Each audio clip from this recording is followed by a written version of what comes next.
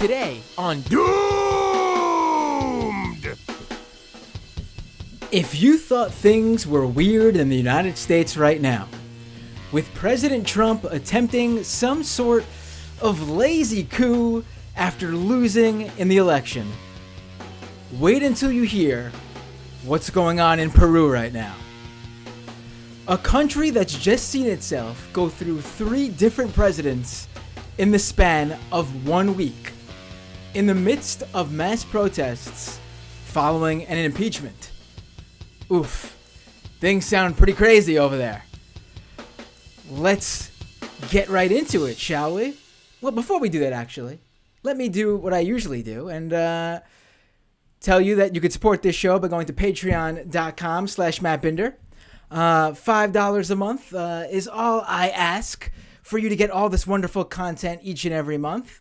You can also support the show by subscribing at youtube.com/mattbinder or listen to the audio version of the show at doomedpod.com. And on that site is the links to iTunes, Google Play, etc., etc.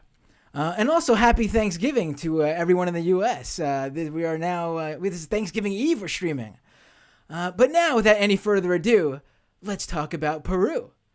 Let me pull up my guest and myself here up on the feed so everyone can see us. Here we go.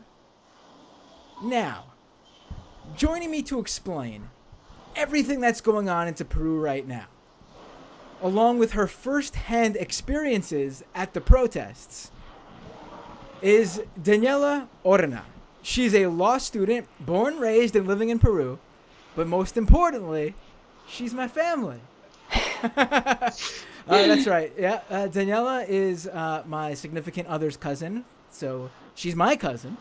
And I guess this makes you, Daniela, the first ever family member to be a guest on my show. Sorry, Dad, I guess I should add there too. Daniela, welcome to the show. Thank you. Thank you for having me. Oh, no, I appreciate you coming on today. How is everything going on? How's everything in Peru right now? At this very moment.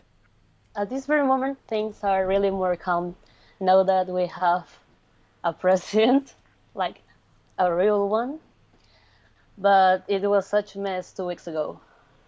So before we go all the way back and explain and break down everything that's going on, I think this is really interesting, and it's something I came across over the past couple of days, and I've seen a number of articles about it. And I wanted to ask you, if you don't mind me asking, how old are you? 22. I'm 22 years old. Now, there was a delay there, so for a second I thought you had a problem with me asking. No, not at all.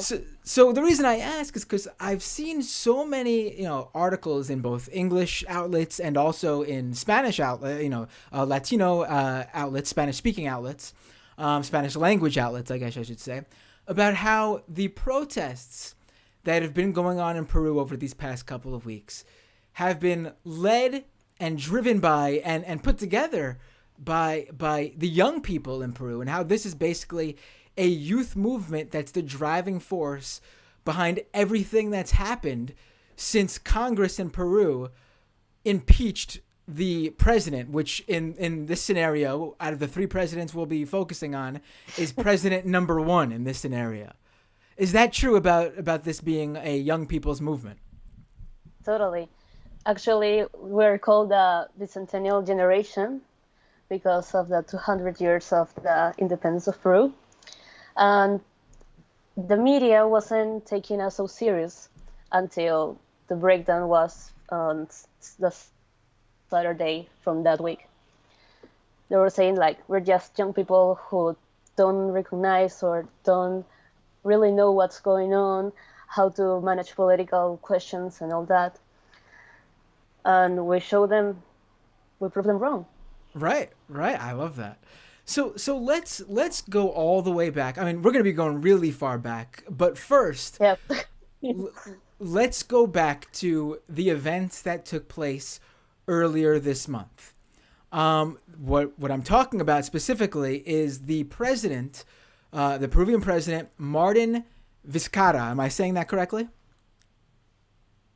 Yes, Martin Vizcarra. Ah, Martin Vizcarra. Okay, Vizcarra. Mhm. He was impeached by the Congress.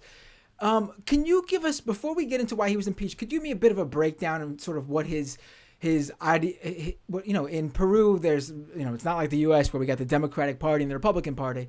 There's a number of parties in Peru. What is the ideological beliefs of President Vizcarra? Like, where does he fall? Is he sort of a right winger, a centrist, a leftist?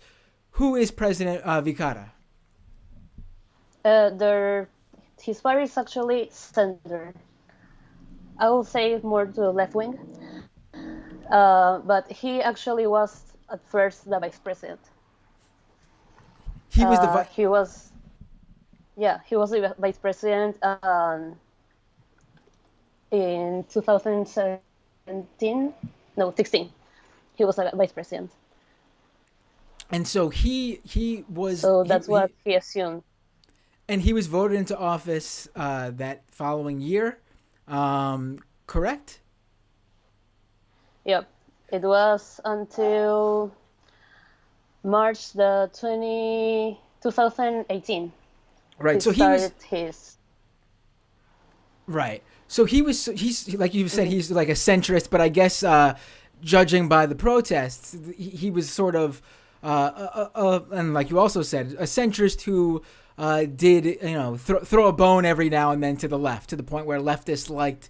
I was reading the left liked that he was very anti-corruption and was going after people in the government who were corrupt. Yes, Now, mainly in the Congress. We actually have like more like 15 congressmen that have a process of corruption. Some is being judged by homicide. So, like we call it here, it's such a circus, our Congress. right. Well, the U.S. isn't so different, I can assure you. um, but I mean, over here we have Congress members who still refuse to believe that Joe Biden defeated Trump in the election, even though everyone with Well, living in reality has come to terms with that. But anyway, back to Peru. So this, I'm glad you brought this up about about exactly who he was going after. And so earlier this month, Congress chose to impeach the now ex-president Vizcarra. Can you explain what happened there? yeah, it was on March 2018 that they started this impeachment process because they were saying that, first of all, we had this president named Pedro Pablo Kuczynski. So the vice president was Martin Vizcarra.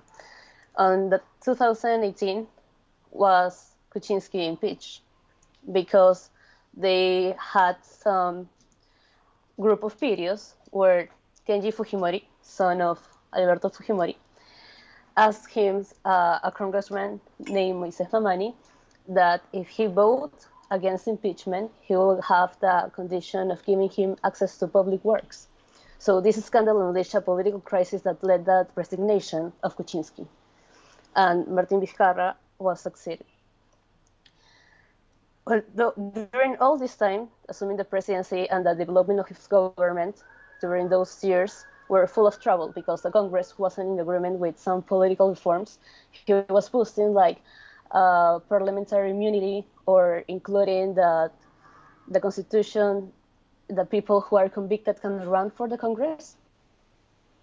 So actually, there is an article in our Constitution that allows the president to dissolve the Congress if they don't approve the cabinet twice. And that's what happened. People agree with this resolution. It was even constitutional. And it wasn't until October 2019 that he took the decision to dissolve the Congress, and Peru was chaos once again. It was a matter of time, actually. The Congress was voting for the approval of his last cabinet, and it ended around 6 in the afternoon, but Vizcarra was already announcing the dissolution of the Congress. So there was a great controversy about the timing because it was happening in parallel.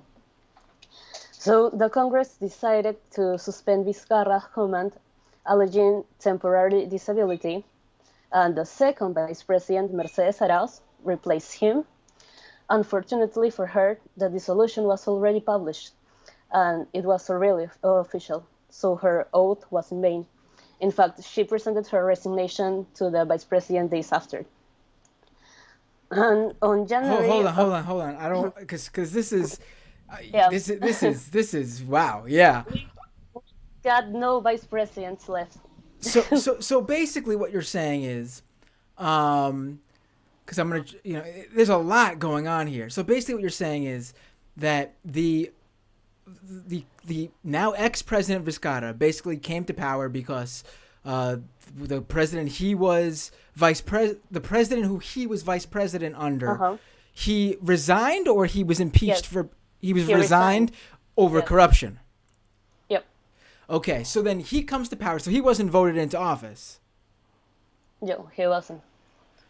So he comes into office, and then he immediately decides to go after the corruption in Congress. Yep. And so Like Congress, some so some reforms, some reforms that were directly to the people in Congress that are convicted or have now actually judicial process going on. so he basically goes after them, and then so to basically what they do is they beat him to the punch by getting rid of his vice president. Yeah, I mean they were trying to get rid of him, but he dissolved this Congress first. Okay, now I'm following. So okay, Mm. so but how were they able to get rid of his vice president then, if he was able to dissolve their Because in that moment when he chooses to dissolve the Congress, uh, her second vice president was taking the command. But because he had already dissolved the Congress, this election or something wasn't really constitutional, and she decided to resign to her church days after because it was a shame. Okay, so now we have it set, I guess. I'm trying to put it on the timeline that I know about, so that the Yeah. audience here doesn't know about yet, but they're about to learn. So we now know why when now ex-president Vizcarra was impeached, why his vice president just didn't take over, and that's because He she didn't have one. exactly right. Yeah. He didn't have one. She resigned. Because of Congress going after her. Yeah. Okay, so why did she resign though? Because it was like a betrayal to him. They were the same party, and assuming the presidency as he was trying to dissolve the Congress at the same time was really a shame in here. So she took the decision to resign days after. Oh, so people thought that. So people in Peru thought that he was doing something in retaliation for them going after his presidency. Yeah. And I guess now, based on what's going on in the country, people now realize that wasn't the case. It wasn't the case, obviously. Right. So let's now get into Vizcarra's impeachment. So they get rid of his vice president. He dissolves the Congress. How do they go after him then? Okay, so on January of this year, we voted for a new Congress. What happened next was the imminent spread of COVID-19 around the country. We have already around like 40,000 deaths, and the sanitary emergency occurred because hospitals collapsed. We didn't have enough beds for the people infected. Chaos and despair rule once more in the country. So in the middle of this crisis, the Congress decides to start once more an impeachment process against Vizcarra. This initiative was prompted by accusations of corruption against him for alleged events that occurred during his time as a governor of the southern region of Moquegua between 2011 and 2014. So they went after him, not to interrupt you, but so they're going after him basically for something that they are alleging happened well before he became president. And from, I'm doing the math in my head, well before he even became vice president. I mean, Yeah, sure. right. Oh, yeah, because he was governor then. Right. 9 years ago. Right. So continue. I'm not to interrupt. I just wanted to, get that on the timeline here. Okay, so the impeachment was approved on November the 9th, stating that he was morally incapable. This is actually a vacancy clause contemplated in our constitution. The thing is that there is no consensus about what does morally incapable really means. This is what the Constitutional Court was discussing last week, so they can affirm or deny if the vacancy was legitimate. Unfortunately, they decided it was. So if there is no president, no vice president, the one who has to assume is the president of the Congress. This was Manuel Merino. So what were the charges that what were they alleging that what was Congress alleging that Vizcarra did during his time as governor? What was the accusation? The accusation was illicit enrichment. So basically, they're saying that he took money from someone, corruption. Is there any truth to these accusations that we know about? He's actually following a process right now. He, as soon as he was impeached, he went to the attorney's office. He left his passport, and he's now following a process, an investigation to know about these allegations. Now, so here we have Vizcarra impeached over allegations of corruption from back when he was governor 9 years ago, like you said. And the new president is, what was his name again? Merino? Manuel Merino. Manuel Merino. Mm-hmm. Now, so we go from this centrist president who sort of, I guess, is liked by left-leaning people due to his anti-corruption push. He is ousted, I should say, over alleged corruption. And in comes the head of Congress, Merino, who is, from what I understand, he has ties to the far right, the right wing in Peru. Tell us a little bit about that. Okay, so when Manuel Merino assumes, excuse me, people, because of this morally incapable clause, were saying that it was a coup. We were really concerned because there isn't a consensus about this. So it wasn't the first time that Congress was trying. Not to interrupt you again, but I got to ask because you just said the word and it makes me, I don't want to forget it. Is there, like, when what happened in Bolivia with the ousting of Morales, and it became pretty clear due to how it went down in Bolivia, that there was at least some, at the very least, there was some influence at the least from the U.S., probably even more, though, than just that. There was a push to oust Morales from the Trump administration, the Trump-led U.S. government. Mm-hmm. Now, I have not seen anything really about U.S. involvement in Peru. Doesn't mean it's not happening, in some sense, but I've not seen that. Is there a sense in Peru? I mean, in Bolivia, it seemed like the Morales supporters knew from the outset that there was some U.S. involvement there in that coup. Again, not to be a conspiracy theorist, because I haven't seen anything about this, but is there a sense in Peru as to whether this was just something internal within Peru's own government, or do they feel that there was some sort of foreign interference from probably the U.S.? No, not actually. It's very intern. Got it. Okay, that's sort of my sense from what I'm seeing here, which is I'm seeing nothing about a foreign country getting involved in Peruvian. No, not at Uh, all. This is people just looking forward their personal interests. right. So let's get back to Merino and his right wing bona fides and how he gets installed as the next president.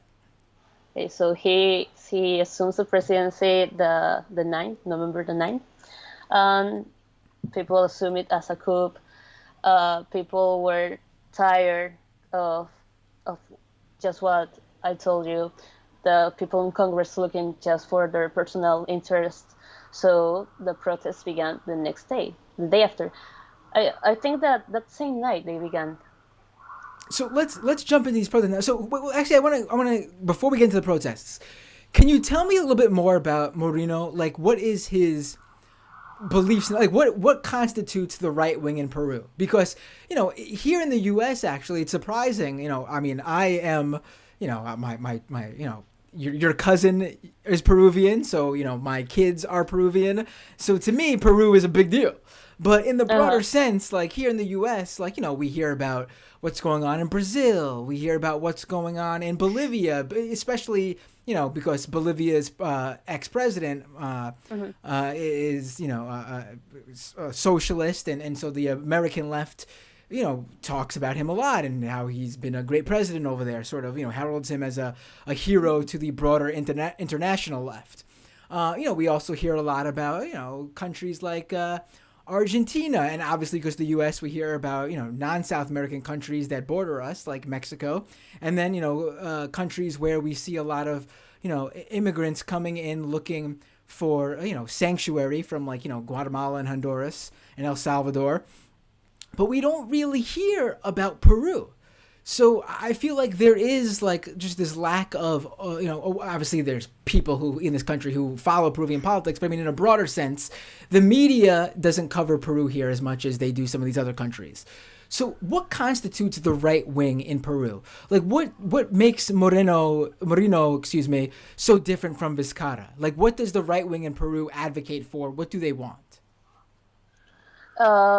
They're actually looking forward some economic. I'm sorry, I forgot the word. Like they're like want to have the power over economy. Okay. They are very conservative, very Like conservative. socially? Uh, Like when it yeah, comes to like social totally. issues? Right. Yeah, but basically that.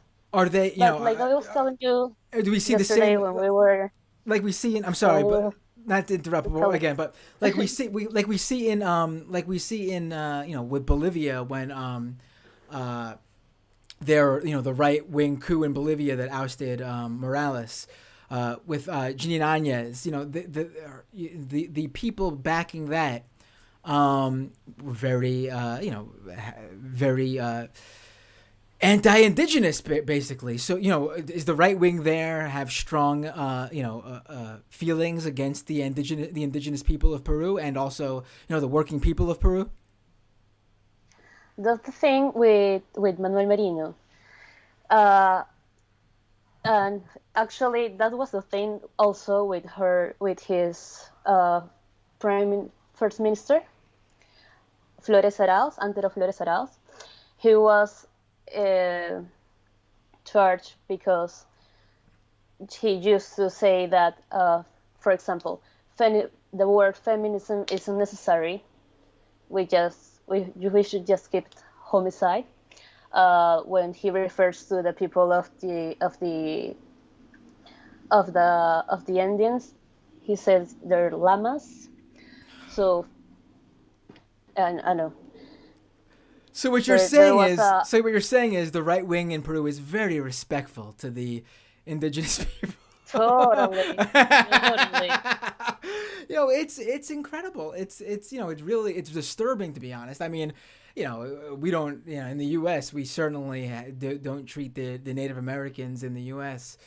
Any better. I'm sure it's even worse, being that they're basically got zero political power here. Sadly, whereas it seems like this, like in Bolivia, what we saw is the indigenous people came together with the broader working class in Bolivia to oust the right-wing coup at the voting booth, actually voting for the new president of Bolivia in even larger numbers than they did when in the election for Morales, where the U.S. and the right wing in Peru and Bolivia, accused Morales of election fraud, which obviously we now know isn't true, being that to prove it wasn't true, they voted for the new president of Bolivia and the Socialist Party in even bigger numbers. Does the indigenous people in Peru, do they have political power? Like, do they show up to the voting booth in large enough numbers to sway an election? They do show up, but they do not show in large numbers. I mean, there's very few representation. Right. All right. Just, it's very interesting to me. But let's go back to what you were saying before. What you were telling me yesterday about Merino. I think before I so rudely cut you off. No, it was like people around here in the political environment, they're trying just to pull up with what people want or what they think they want. And this was the case of Manuel Merino. He's once said that he really didn't know why we were protesting. He didn't understand. So is he like is he like, from what you said, like, 'cause, when you say how he's like sort of a populist type, right? Yeah, not kind of. I mean, he was like behind the wall of the 5 days he lasted as a president. Well, right. But I mean, he presented himself as sort of like a man of the people, even though it clearly wasn't the case. No, not at all. No, I mean, I was talking about the other people. Got it. Congress, okay. The people in the Congress. Yeah. The thing with Manuel Merino actually wasn't him at all. Was his prime minister that I was telling you has these misconceptions about the indigenous people, about feminism. So that's what we were upset about. Right. So Merino takes power, and so these protests that form. Now you were down there at the protest. Can you tell us where you were in the protests? Like what protests? Yeah. Where were these protests that you attended? It's a very critical thing because protests usually here are frequently at the center of Lima, the capital. But protests because of the government of Manuel Merino were all over the country, in all the cities, in all the districts. But the main protest was in the center of Lima. So we were there. Personally, I was there from the next day. He took the presidency. Now, were people there sort of there for Vizcarra, or was it just were the protests in support of Vizcarra specifically, or were the protests sort of just a more anti everything that just happened that installed Merino in power? Yeah, there was a huge controversy because the media, people in the power were saying that we were protesting because we wanted Vizcarra back. We don't want Vizcarra back. If he needs to be investigated and he needs to get in jail because of things he has done, okay, let's go this way. But people were saying that we wanted Vizcarra back, and that wasn't even a reason why we were in the streets. Right. So how were the protests there? Were they, what was the reaction? Like, was it a broad thing where like everyone was out in the streets, or was it like, I know we discussed early on about how it was a youth-led thing, but a youth-led movement.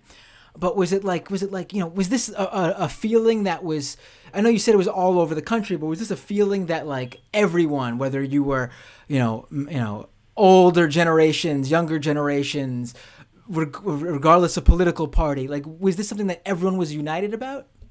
Yes, actually, there were families, there were universities, there were young people like 15 to 20 years, there were 30 years, and it was all over the place. I mean, So even everyone so disagree with this. so I want to also make sure here. So people who would vote for, let's say, even someone who would vote for Moreno's party in an election, they were against how everything went down. Yes, totally, totally. Now, how did, because this is something that happens everywhere. I mean, we saw it again, to bring up Bolivia, from Bolivia to the U.S. It's the dynamic everywhere. How did the police react to the protests?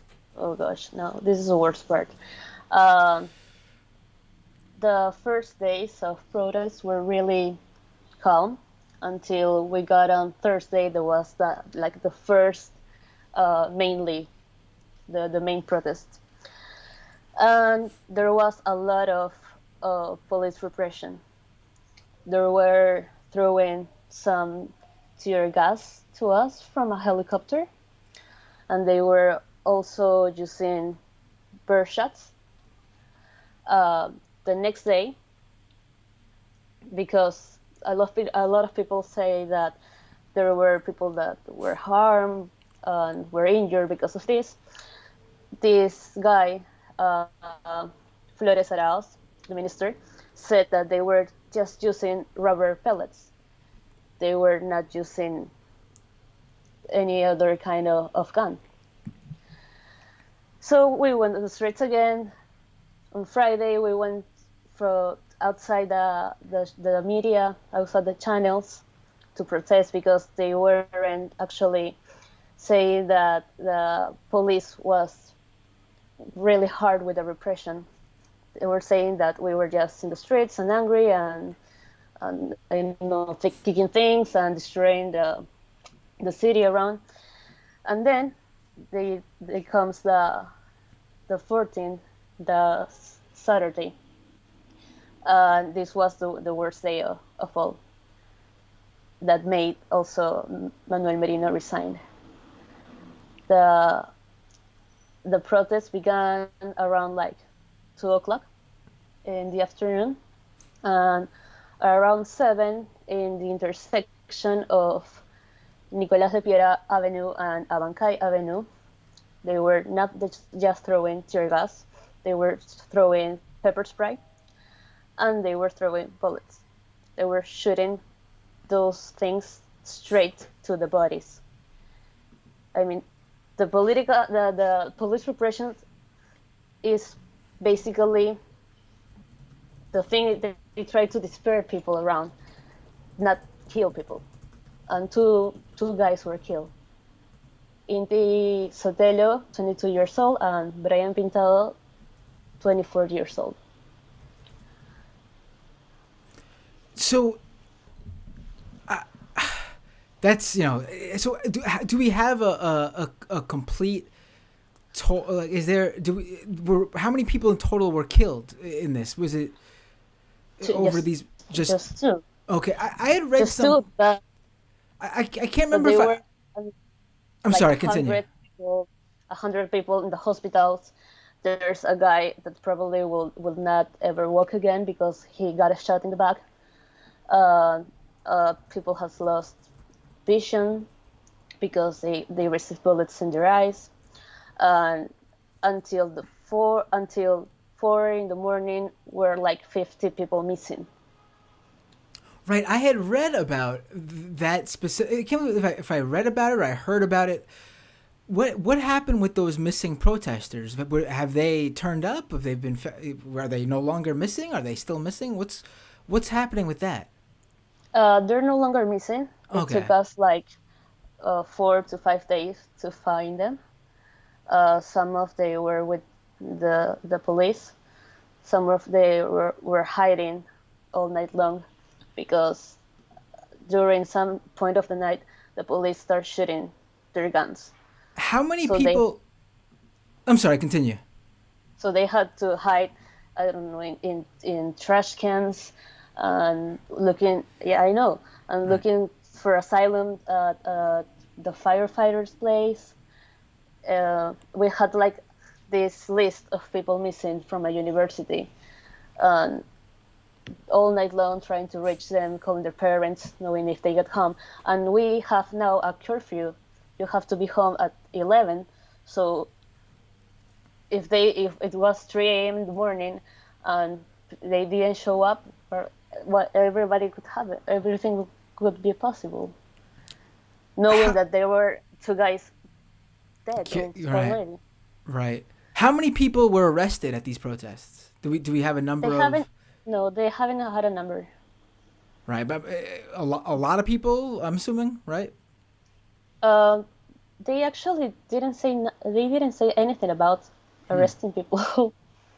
That's that's never a good sign when they're not giving any details to. I'm assuming journalists and reporters over there have been asking and been putting on some pressure for more information. And talking about details, the mayor of Lima, the next day said that he was available and he was going to give us the security cameras of this intersection to know what exactly had happened with these 2 guys. And today they have said that they were in maintenance. What a coincidence, Daniela. I know. What a coincidence! Don't you hate when that happens? There are 3 security cameras over there. Don't you just hate when that happens, when your security cameras just happen to be under maintenance at the same time you just happen to murder 2 people? Oh, don't you just hate when that happens? That's just I mean, it's a story we hear over here too, you know. It just always it just so happens that the cameras never work when they need to be working, right? Yeah. When something actually happens, right? Yeah. When nothing happens, they're perfect. Right. I bet they went into maintenance just like a couple of minutes before the protests. Yeah. Right. Probably. I mean, yeah. So now I guess I want to sort of we said back early when we first started talking that we're going to go really far back now, and I know we're going 40 minutes, and I hope you have time for another 10, 15 minutes. Yeah. Great. So yeah, sure. I want to go even further back now, because when we were talking before the show even went live, you had said to me something really interesting about how far back this goes. Can you tell us how far back everything that just happened in these 1 to 2 weeks in Peru just now goes back decades? Explain how far back this goes. Okay, well, it all started in December of 2016 when an investigation against former President Kuczynski, like I told you, was opened because of a case of corruption involving the Brazilian corporation Odebrecht. That's when the Congress took the decision to start an impeachment process against him. So there are 130 congressmen. They needed 87 votes in favor. And on December the 21st, the results of the voting were negative, so they couldn't impeach him. And then on December the 24th, during Christmas Eve, Kuczynski approved of an amnesty in favor of former President Alberto Fujimori, who was... Now this is where we go back decades. Could you explain to because there are probably people who don't know who Fujimori is. I gotta be honest with you, I was not familiar with him before I met your cousin, and then since I've met your cousin, I feel like I am a Fujimori expert. Not an expert, but I know a lot about Fujimori. I think calling Fujimori the Donald Trump of the U.S. wouldn't actually give too much credit to Trump, because Fujimori seems to be even worse of a person than somehow, if it can be believed. Still support Fujimori over here. Right. I was reading about that recently. It's like a whole movement over there called like Fujimorism, right? Or Fujimorismo or something. Fujimorism, yeah. Yeah, that Fujimorismo. is. I guess that's what we're gonna see in the U.S. with MAGA, with the "Make America Great Again" people. They're people who will be still talking about Trump being the greatest president in the history of the United States for decades. I mean, they think he was wonderful, right? Uh-huh. Can you explain to everyone listening to the show who Fujimori is? It was former president during the 90s. He took two periods and he changed the constitution that we have now in 1993, so he could run as a president at the the start of the 2000s. Now, when you say change the constitution, is that because previously you had to be born in Peru? No, he actually changed the constitution so he could be able to run again. Oh, He okay. couldn't So because he he was was just he was born in Japan, right? He came here from Japan. yep. He came here, like I'm Yep. in Peru, like I'm in Peru right now. He came to Peru from from Japan. In fact, just a side note, Peru is actually the only country I've ever visited outside the United States. So it's a beautiful, wonderful country. Everything from Lima to Machu Picchu. I thought it was fantastic. I loved it. You live in a wonderful country. Thank you. Um, tell, I what mean, he was born here, but he had this double citizenship? nationality. Got Yep, it. yep. Mhm. So why what I think we need to drop right here that Fujimori spent how many years in jail? He was supposed to spend I'm 25 years in jail, not right? sure how many years. If he was, yeah, he was supposed to. He But was he in jail for crimes against humanity. right, he had murdered a number of political murders, right? Political killings. I got a delay. Oh, okay. Do you hear me now? Wait, Uh, I can hear you. You're it's late okay. now. Yep, Uh, it's okay. working. Yeah, it's working. Okay, great. So he was involved in political murders, right? Like he ordered hits on political figures in Peru. Yes, like the slaughter which took place in Barrios Altos and La Cantuta, where 15 people, including an 8-year-old boy, were killed because the police got them wrong as terrorists. And then 10 people from the Cantuta University were kidnapped and disappeared by the Colina group, which belonged to the Peruvian army. Right. So like a death squad. Yep. Um what the weird thing is I hear that he was sort of popular during his reign because of the anti this is getting into something else now. We might have to explain a little bit. The anti shining path sentiment in Peru at the time. Is that correct? That he was like popular during his time as president? He was very popular. Yeah, that's so. Can you explain to people who the Shining Path was? Sure. Shining Path is a terrorist organization from here, from Peru, that follows the Marxism, the Leninism, Maoism, and they create this Gonzalo thought. It was leadership by Abimael Guzman, who is in jail, and he created this, saying he was the President Gonzalo.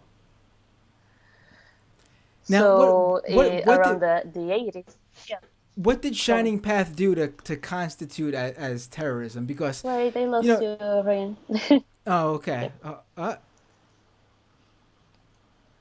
What? Can you hear me now? Yeah, I do.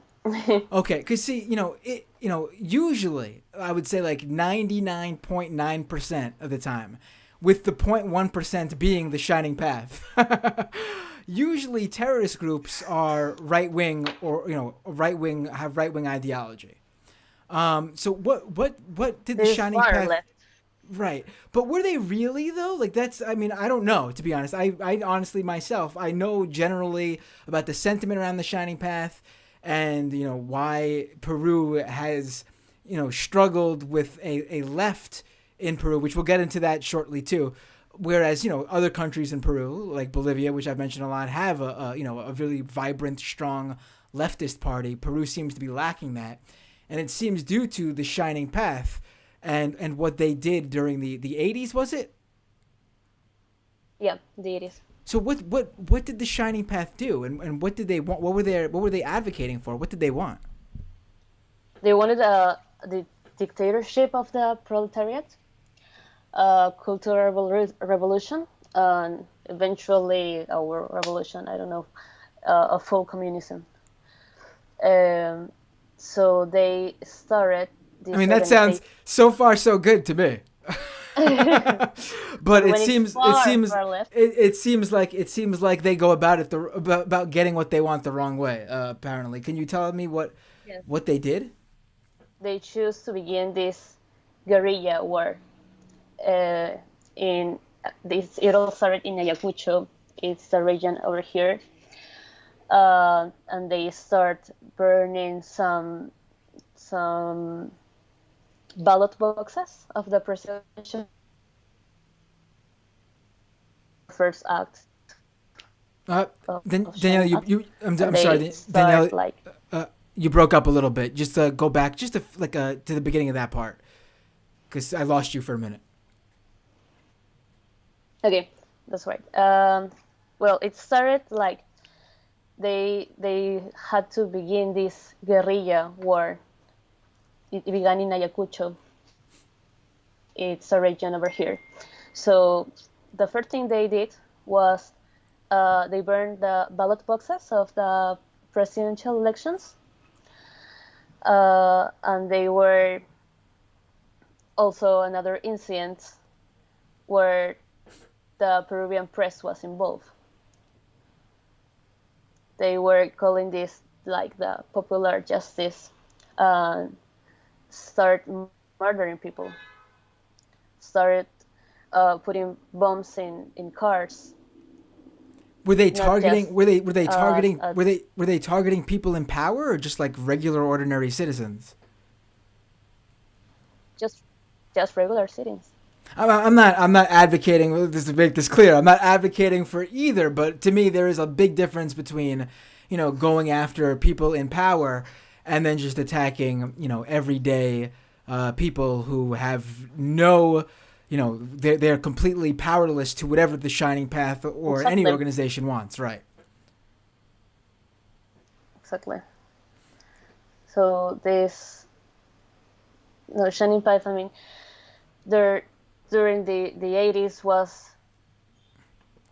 there was a sense of horror.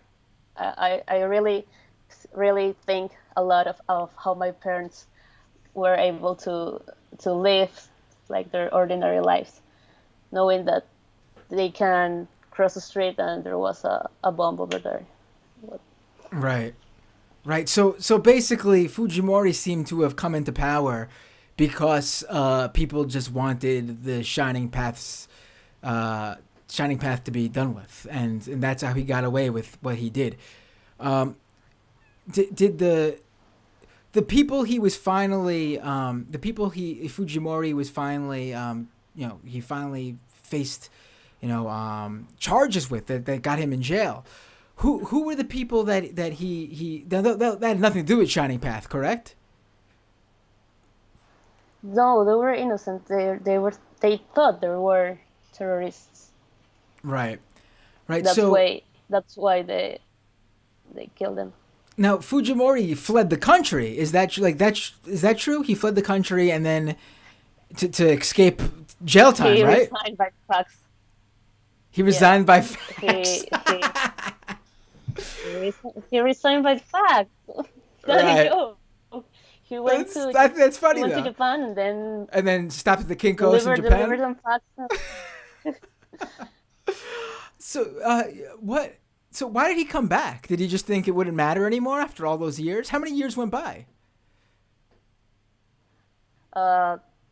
I'm not sure. Maybe like 5 or 6 years, Did he just think or people wouldn't around care? 10 maybe.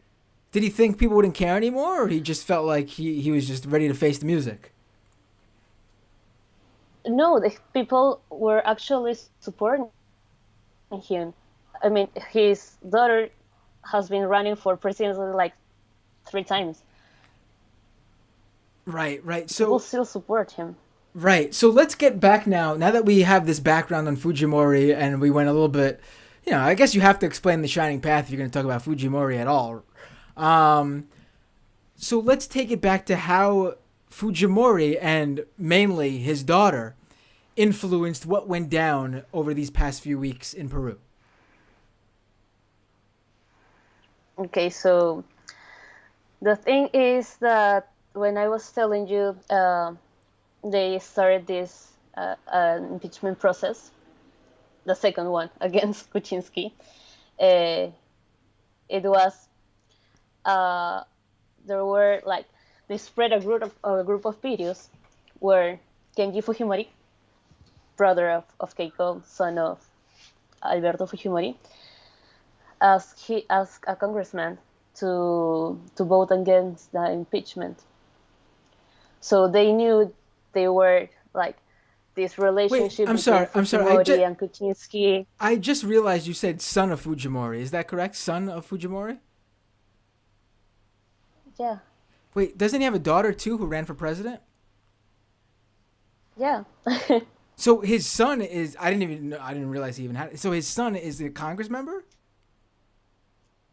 No, no, he was just talking to this Congress Oh, okay. member, So the saying that Fujimori if he voted against, yeah, so the Fujimori family has political power still to this day oh, in Peru. yeah, yeah. Unbelievable. I mean, His daughter Keiko was reunited with our president today at the palace to wait. So discuss political issues. Jesus. I mean, so it's not even just like They even some took a picture and so it's not even like it's some like fringe movement that's pro Fujimori. Like a large part of the country still likes Fujimori. they do. They do, but in the last Congress elections, they were all the time majority, and on the last election they lose a lot of people. Right.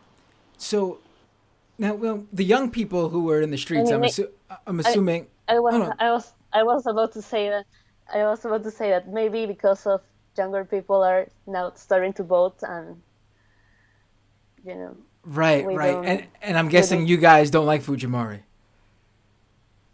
at all. Right, right. So basically, Fujimori's family helped push Congress to vote to impeach the Vizcarra. uh, this was actually a process against Kuczynski that didn't go any further because they knew that Kuczynski was going to give this amnesty for his father, Ah, and that's what he did. and he Uh, did. yeah, well, and that's But then what. he resigned. Right, right. Huh. Now I was reading something. I don't know if you know too much about this. But I was reading that there was some sort of jailed like gang leader who helped take down. I think I might have even sent you the article. Do you know anything about Oh, that? The real. the Antauro Humala. Can you tell me about him Wait, and what his role was in yeah. everything? Antauro Humala is the brother of Ollanta Humala, Ollanta's former president. Was Uh, he taken down via he's corruption? yeah. he Can was you he was that in that's a good, not to go off topic again, another, but I'm thinking of like Alan Garcia, and who else? Who is there any? When was the last Peruvian president who actually like served a full term and wasn't kicked out of office or forced to resign due to corruption? I wasn't born. I wasn't even born. Wow. Jeez. I mean, on the bright side, it's good that, something actually happens due to corruption. I mean, I can assure you that presidents in the U.S. Don't serve their full term because they all are squeaky clean and lack any sort of corruption. So on that end of the Mhm. spectrum, it's good to see that Okay, actual got corruption it. gets dealt with, and So there you're are trying to see the bright side. right. The bright side is that you will actually face the music if you are corrupt in Peru. The problem is, you get to see that the only people who become president are people who are very corrupt. Uh, Yeah. so I mean, Fujimori, Ollanta, Alan Garcia. Um, Ollanta is in process, is in investigation right now. And his brother is in jail. so tell us about his brother again. Let's get back to that. Okay, so his brother Antauro Humala is in jail. He leaders this movement called ethnocastrism.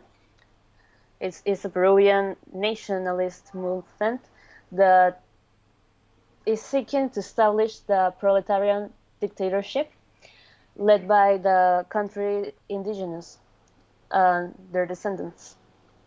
So it combines far left economies with far right views on racial and social and most of all military issues.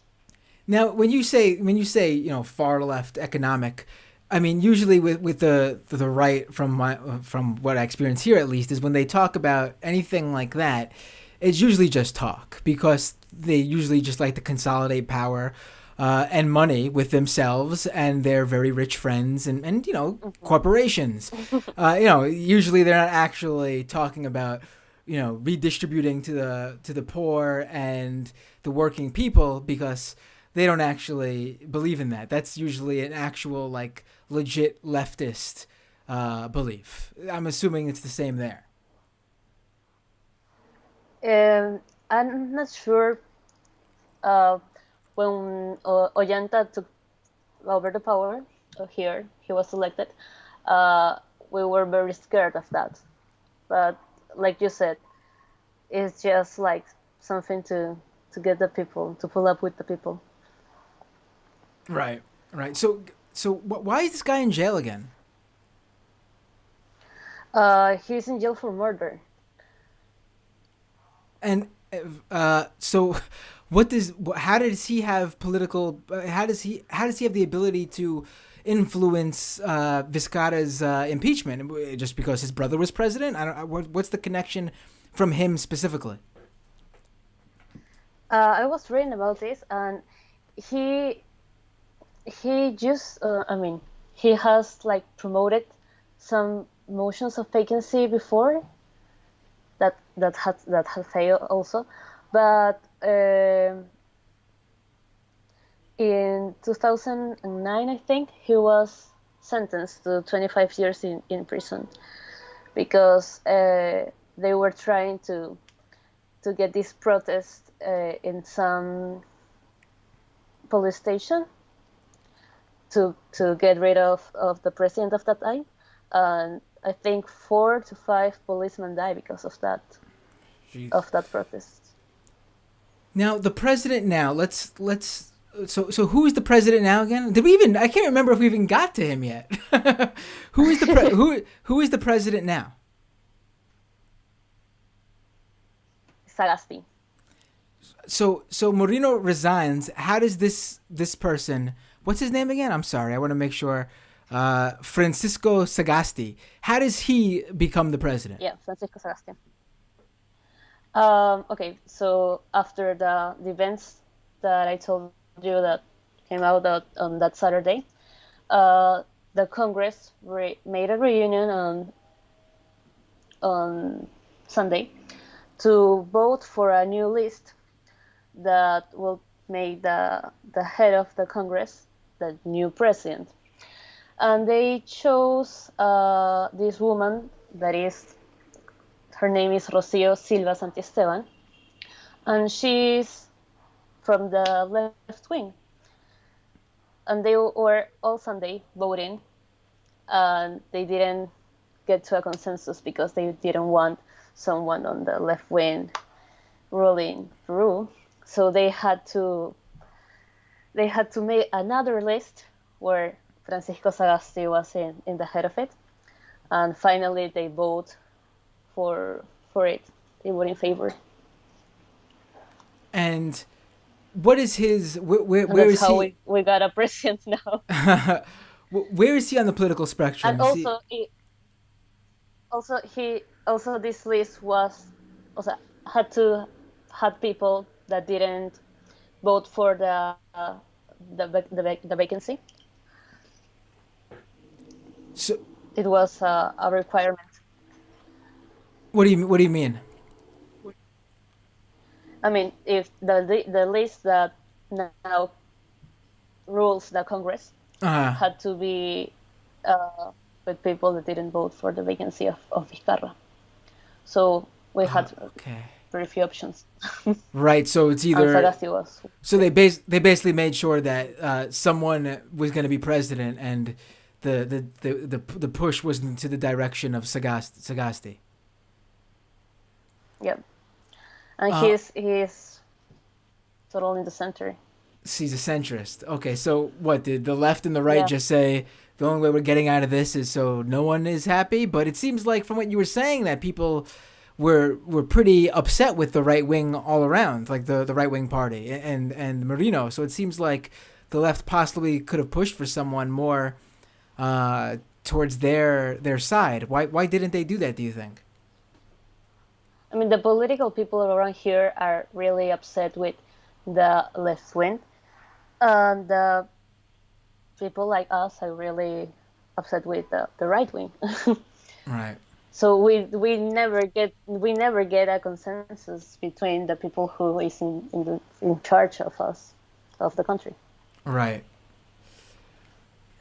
Oh man. So what is are the protests still going on, or have they sort of subsided because everyone is maybe not happy with the new president, but it's not as outrageous as Merino coming to power? What's the feel there right now? I mean, we're not, of course, we're not like happy with this president, but I think we can handle that until the new elections. As soon as they come, they are in April, and also we have to keep following his path, you know. But the process is still going on. Going on because we haven't had any justice for these two guys that died on the night of the Saturday 14th. Do they know who the officers who were involved in the shooting? No, but they are accusing Manuel Merino. Oh, right. Minister. So they want to see the head of the police, and they want to see the heads of government punished for it, not the specific police officers. Of course. Right. Well, yeah, I agree, but I think both actually be But continue. The cameras, since the security cameras weren't working. Right, so they don't. Right. Oh man, this was honestly. No, go ahead. We had this memorial in the intersections where the events follow, and they also made a great painting of their faces in the center of Lima. And last night, some people on a van went and tore down the whole memorial and painted the heads, the paintings of these two guys all in white. Oh, so I don't know. I mean, I hope there's justice for those two guys. I mean, it's very sad whenever people expressing their beliefs. I mean, I can't say First Amendment right because I don't know if that's in your Constitution, but I'm assuming there's some. I can't even assume because who knows? But I'm gonna guess there's some sort of protections for free speech, or at least the right to express yourself. Of course. Yeah, Right. of course. Right. Daniela, thank you. I'm saying it as if we're just hanging out in the house. I should give you a proper. Daniela Horna, thank you so much for joining me today. I mean, really, this was a really confusing. I mean, I tried to read up on it and I was able I to. know. I mean, I had to make a timeline for myself. right. I mean, I was able to understand the presidents involved and the general, the gist of things and how it went down. But you really helped fill in the gaps for me, and I'm sure for a lot of people who listen to the show, you helped tell the entire story. So I really appreciate you coming on and letting us know, and I hope that you'll come back on the show next. Well, if nothing new, if you don't have a fourth president at some point before the election. Oh gosh, no, please. I'm hoping you'll come back at least in, I don't know, April after the elections to let us know how that went down. It will be great. Thank you for having me. Oh, thank you. So is there anything that you want to, I mean, I know you're just, you're not, you don't have like I mean, maybe you do, I don't know, but I was going to say, I don't think you have like a podcast or a website or anything, but maybe you do. Is there anything you want to promote on the show right now while you're on? Anything? No, not at all. Just it will be important that people outside to keep in touch with the things going on around here. Oh, I will, and I'll make Mostly sure for at least. Mostly for these two guys. Right, definitely. I will definitely, and if anything new happens on that front in terms of anyone facing justice for the murder of two protesters, two young people whose lives were taken from them. I mean, for basically wanting to be a part of their country's future. Please come on even before April if anything happens in with that. Daniela Horna, thank you so much for joining me tonight and staying extra long too. I really appreciate it. Have a great night. Thanks so much. I'll talk to you sooner Thank you so than much. I'll talk to you sooner than April, but you'll be back on the show hopefully in April. Thank you. It was real fun. Have a good night, Daniela. Thank you for the opportunity. Oh, Have a no good night. problem. Bye bye. Bye. All right, and I forgot to mention that I should because her uncle Lucho is probably watching this because she was on. My condolences about Maradona. Is that his name, right? Is how you say his last name? I mean, I know who he is, but I've never quite tried to say his last name. The famous, legendary, really, soccer player passed away today. I did not know this about him, but he was very left-wing. I mean, there's numerous photos of him meeting Lula and who else did I see? I think I saw a photo of him with Morales, and I saw him wearing a Che Guevara shirt. I mean, yeah, hell yeah. I mean, I didn't know that about him, but it makes me like him even more. So, condolences and rest in peace to the soccer legend.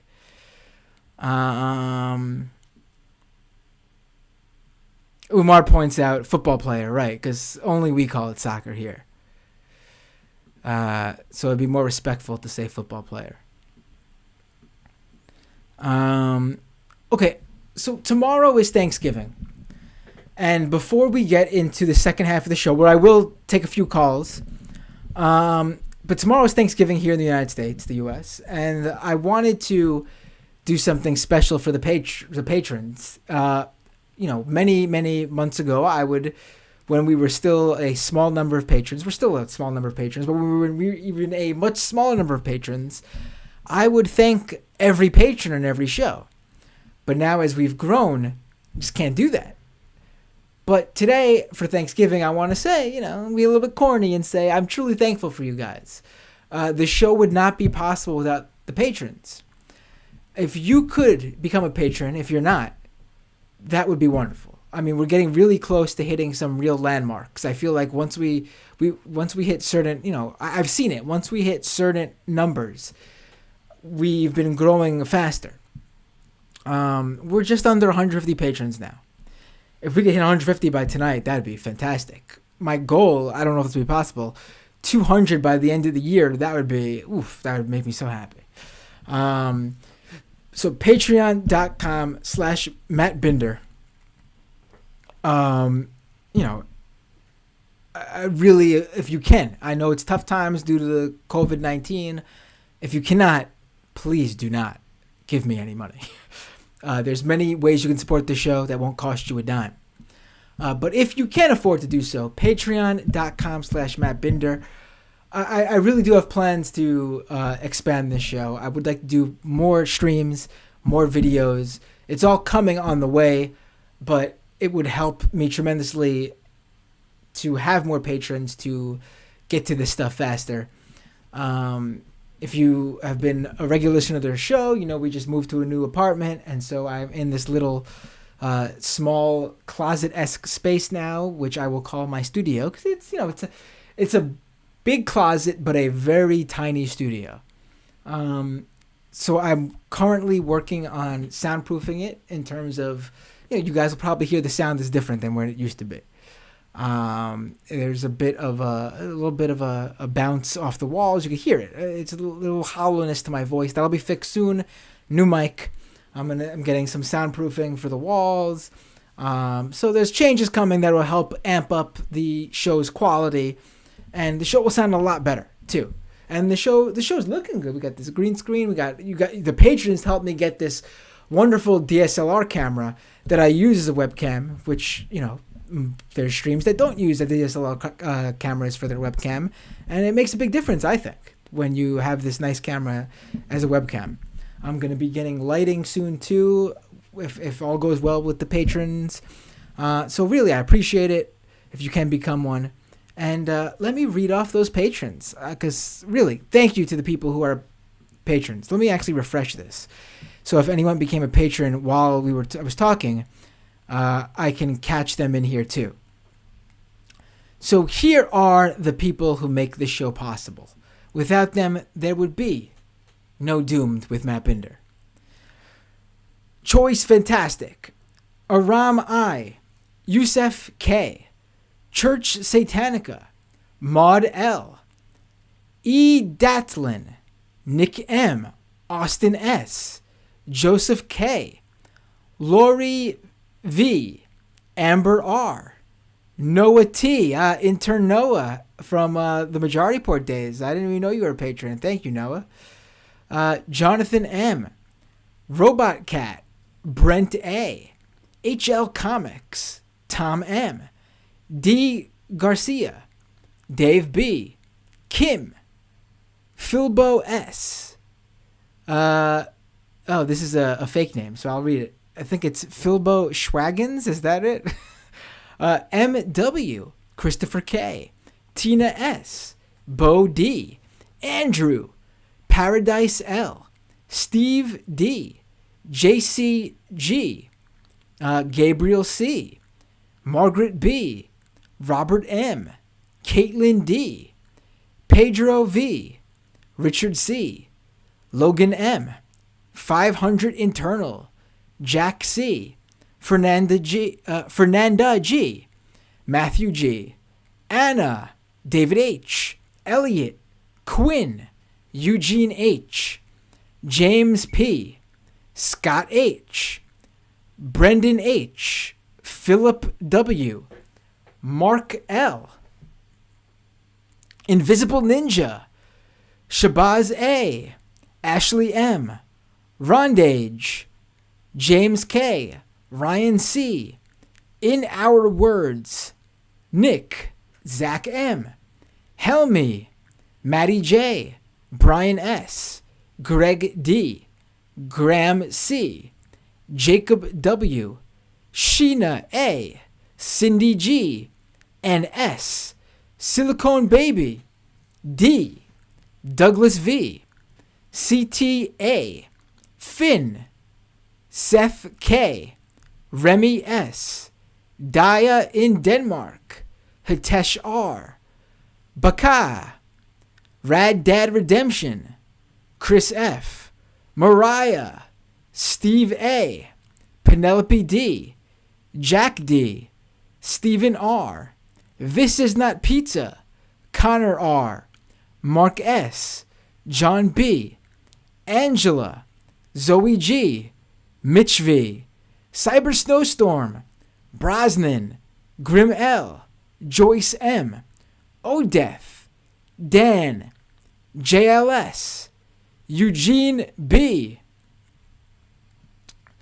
Justin S., Null Style, John S., Jeremy M., Michael B., Why That Tie Guy, Kaushal, Ari R., Melissa M., Steven S., Scott R., Wutopian, Dank Uger, Ryan, Lisa D., Greg D., Joseph R., David Z., Tina M., J., Abigail T., Tammy G., Michael M., Janelle A., Jasmine H., Free Hat, Dragon Slayer, H-Dub, KDS, Namdenet, Tom M., Bobby M., TM, Colin R., Alan B., Benji A., Mr. Danks, Fraz K., Jeff K., Michael J., me, Christine H. When I say me, I don't mean me. There's a username me. Christine H., Champagne Kami, Nicole A., Dave K., Jameson Test, and Max W.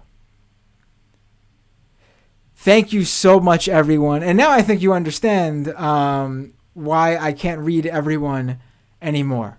There was a point where I could, and it would take maybe, a minute or two. I cannot do that anymore. But what I'm going to try to do now that I've read everybody who's at Patreon now, I'm going to try to shout out the new members from the previous week on every week's live stream. Yeah. Thank you so much, everyone. Really, I can't, this is getting to the end of the year on a year that has been really hard for a lot of people. The loss felt this year, to me personally, on a personal level. And it's honestly, that loss is even, I'm sure, I know is not even, anywhere near what some people have experienced when it comes to family members and, parents and children and obviously the struggles of job loss and financial issues and people who've got coronavirus and have survived it but are dealing with all the effects. To be able to have this sort of support in a year like this, it means a lot to me. So I really want to thank you all, truthfully. Now we're going to go to the Patreon half of the show. If you're watching on the live stream, you can stick around. That will probably change very soon. I think maybe when we hit like 200, maybe I'll push it to 250 to really convince people to become patrons. But very soon we're going to be cutting off people for the second half, even the live stream people. So if you're not a patron, you can't watch the second half. Right now we're giving you guys a little bit bonus if you're watching live. That's going to go away soon. Hopefully soon, but it will go away eventually.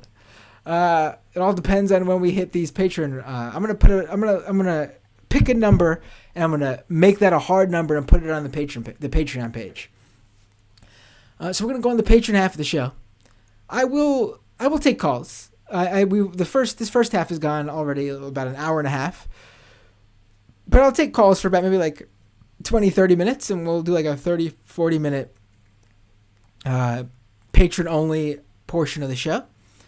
YouTube.com/MattBinder. You could drop a super chat if you want to give a one-off donation. If you can't or don't want to become a patron, but still want to give me like a one-time thanks, you could do that super chat right now.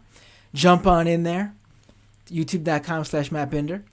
I'll also read all the super chats in the second half of the show. I can't get to all the comments in the YouTube chat, it's just too much, but I will definitely get to your comments and questions if it's a super chat. Because I feel like if you're giving me money, and then how do I not make you part of this show? That's just how I feel. What else? Follow me wherever you are on social media. Usually I'm at Matt Binder, but just search Matt Binder. I'll pop up. I've noticed a bunch of people have been finding me on Instagram, which I don't use really at all, but I'm going to start using it because all of a sudden I got like 200, 300 new followers on there. from people who are finding me on there. It's time for me to start using Instagram. So if you follow me on Instagram, I'll start posting. Also, I'm on Twitter. Everyone knows I'm on Twitter. Doomedpod.com for the audio version of the podcast. Keep leaving those iTunes reviews. Wait, don't call into the show yet, whoever's calling into the show. I'm gonna... one second. I'm going to open up those calls in a second. I know my Skype is on, but don't call yet. All right, well, that's the show. What was I saying? Oh, yeah, leave those iTunes reviews, those Google Play reviews. It all helps, really. And tell everyone about the show. Word of mouth is important. Tell everyone about the show. I'm actually working on, there's going to be new art for the show soon. That art is going to become, there's going to be merch. I'm going to make merch. I mean, I don't know how much we're going to sell, but I'm thinking freebies for patrons. Maybe a new patron tier. I mean, I've been talking about tiers, but maybe a certain tier will definitely get merch. T-shirts, stickers, stuff like that. And when I mean new designs, I mean my design's going to be cool. I think I've discussed it. It's going to be like, people are going to think you're wearing a punk band shirt. It's not going to be like some like corny shit with my face on it, I promise you. It's gonna be a cool design. So yeah, that's in the pipeline, I promise. Other than that, see you all. Have a happy Thanksgiving if you celebrate. I know Thanksgiving is there's a lot of things to talk about in terms of Thanksgiving and what it means for Native people in this country, but at the same time, it does have another story for another day. We'll definitely tackle that on this show. I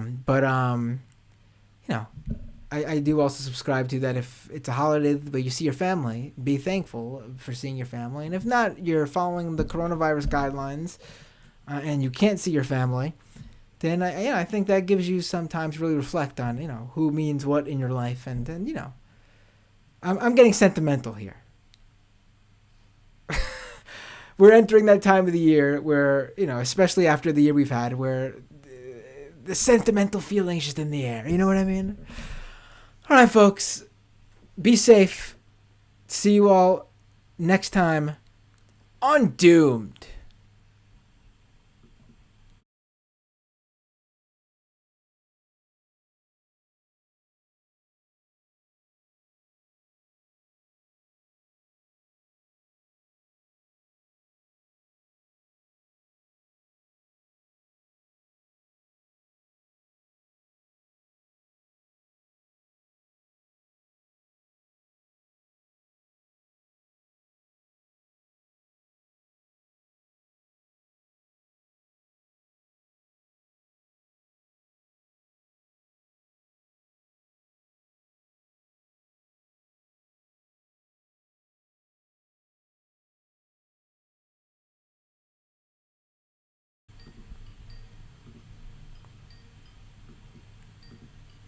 All right, we are back.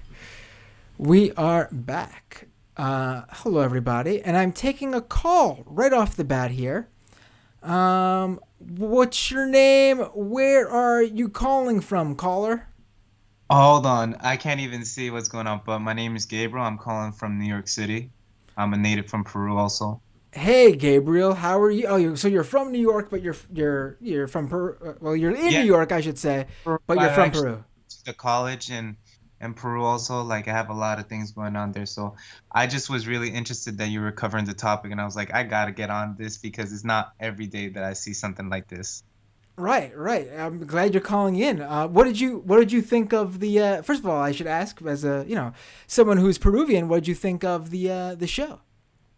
I think I like that you were first covering it in general, and I like that you got a law student, because actually over there, one thing that I noticed, especially from growing up around all my family over there, is that college students are actually really important to the history of Peru, especially in politics. Even although it's a controversial part, the part with Shining Path, it started a lot of it among college students, and it was formed by Abimael Guzman, which was actually a philosophy professor first in the countryside before he turned into, that type of movement.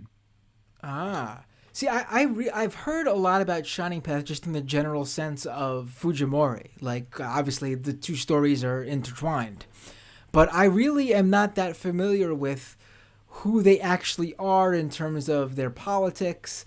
I mean, if you know, I would love to talk a little bit about it now, but I'm bringing it up because what I really want to do is I want to get someone who actually is like an expert on, who is a historian or someone who's studied Shining Path or maybe even someone who's experienced with Shining Path to sort of get. I wanted to tell you. I'm sorry. I'm so sorry to cut you off. It's No, just go that ahead. No, go I'm ahead. so excited.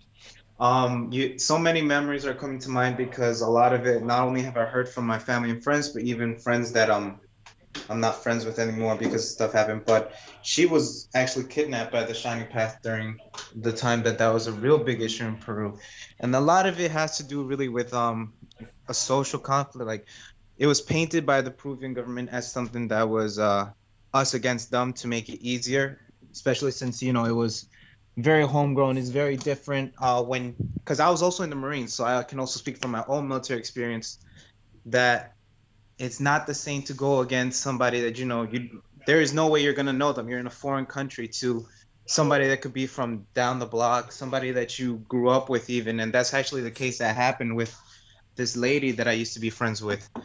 Her boyfriend actually got, I don't know if you want me to say that. It's a little extra sensitive, but he lost his life basically as a result of the events that came from that directly. That kidnapping that I was telling you about. From the Shining Path? Yes. Now, I don't. Again, this is just a conversation, and I will because I don't really. I'm not sure what I don't have that much experience in terms of the Shining Path, but from what my sense is that.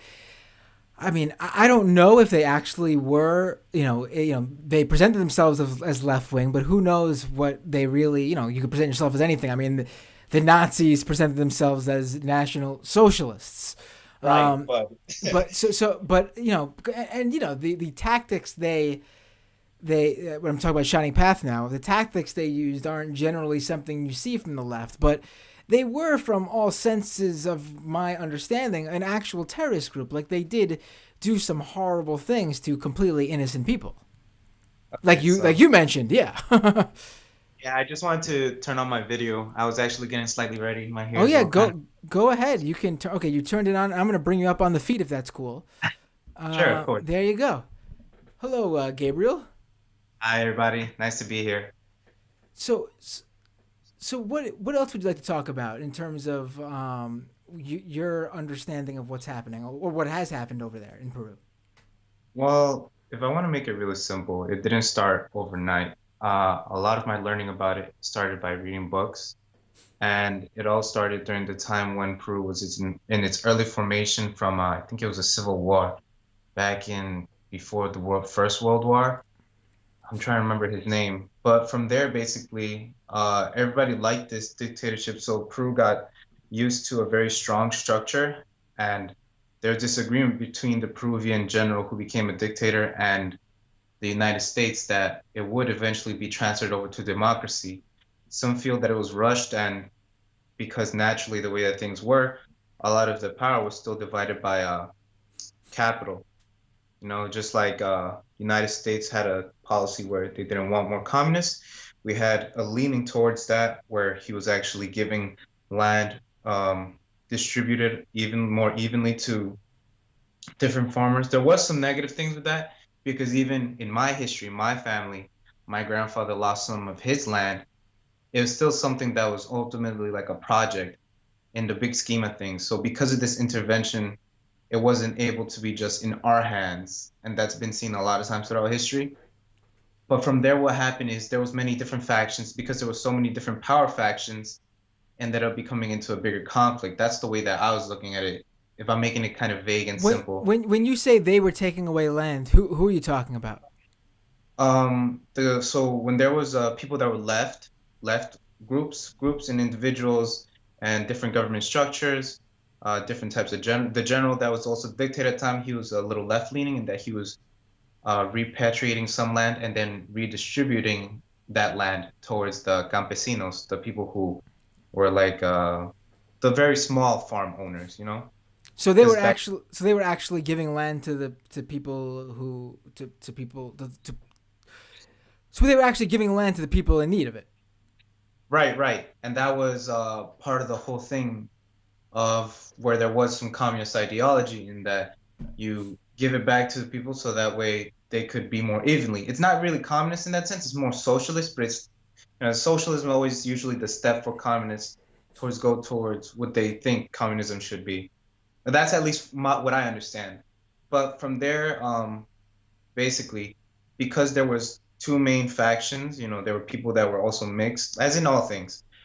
Eventually there was a divide where some believed it should go more, it should be more under the power of the government to redistribute and put social and economic order back in place, while others decided that it should be better to have it in their own private matters, especially the hacienda owners, the landowners who already had a lot of things to lose if they were to have to give up more of their land, you know? Right. Because that was the wealth, especially in that period of time. I think it was around 1918 to 1920. And I think now that I remember, the name of the dictator was Velasco. I'll look it up. But yeah, from Wait, so there, you're talking about much further back than I thought you were. You're but not no, talking. they're back because that's how where I started reading, and then from there it started to pick up from the vague past that I saw. I started coming more closer to the present because then that's when they started telling me about how the thing, and actually it came to a light recently. I know I'm jumping all over the place, but if I go to extremely recent times with Fujimori that you were mentioning, they found out that he, as well as some of the other Republican forces that were, the government, actually orchestrated some of the bombings that happened in Lima.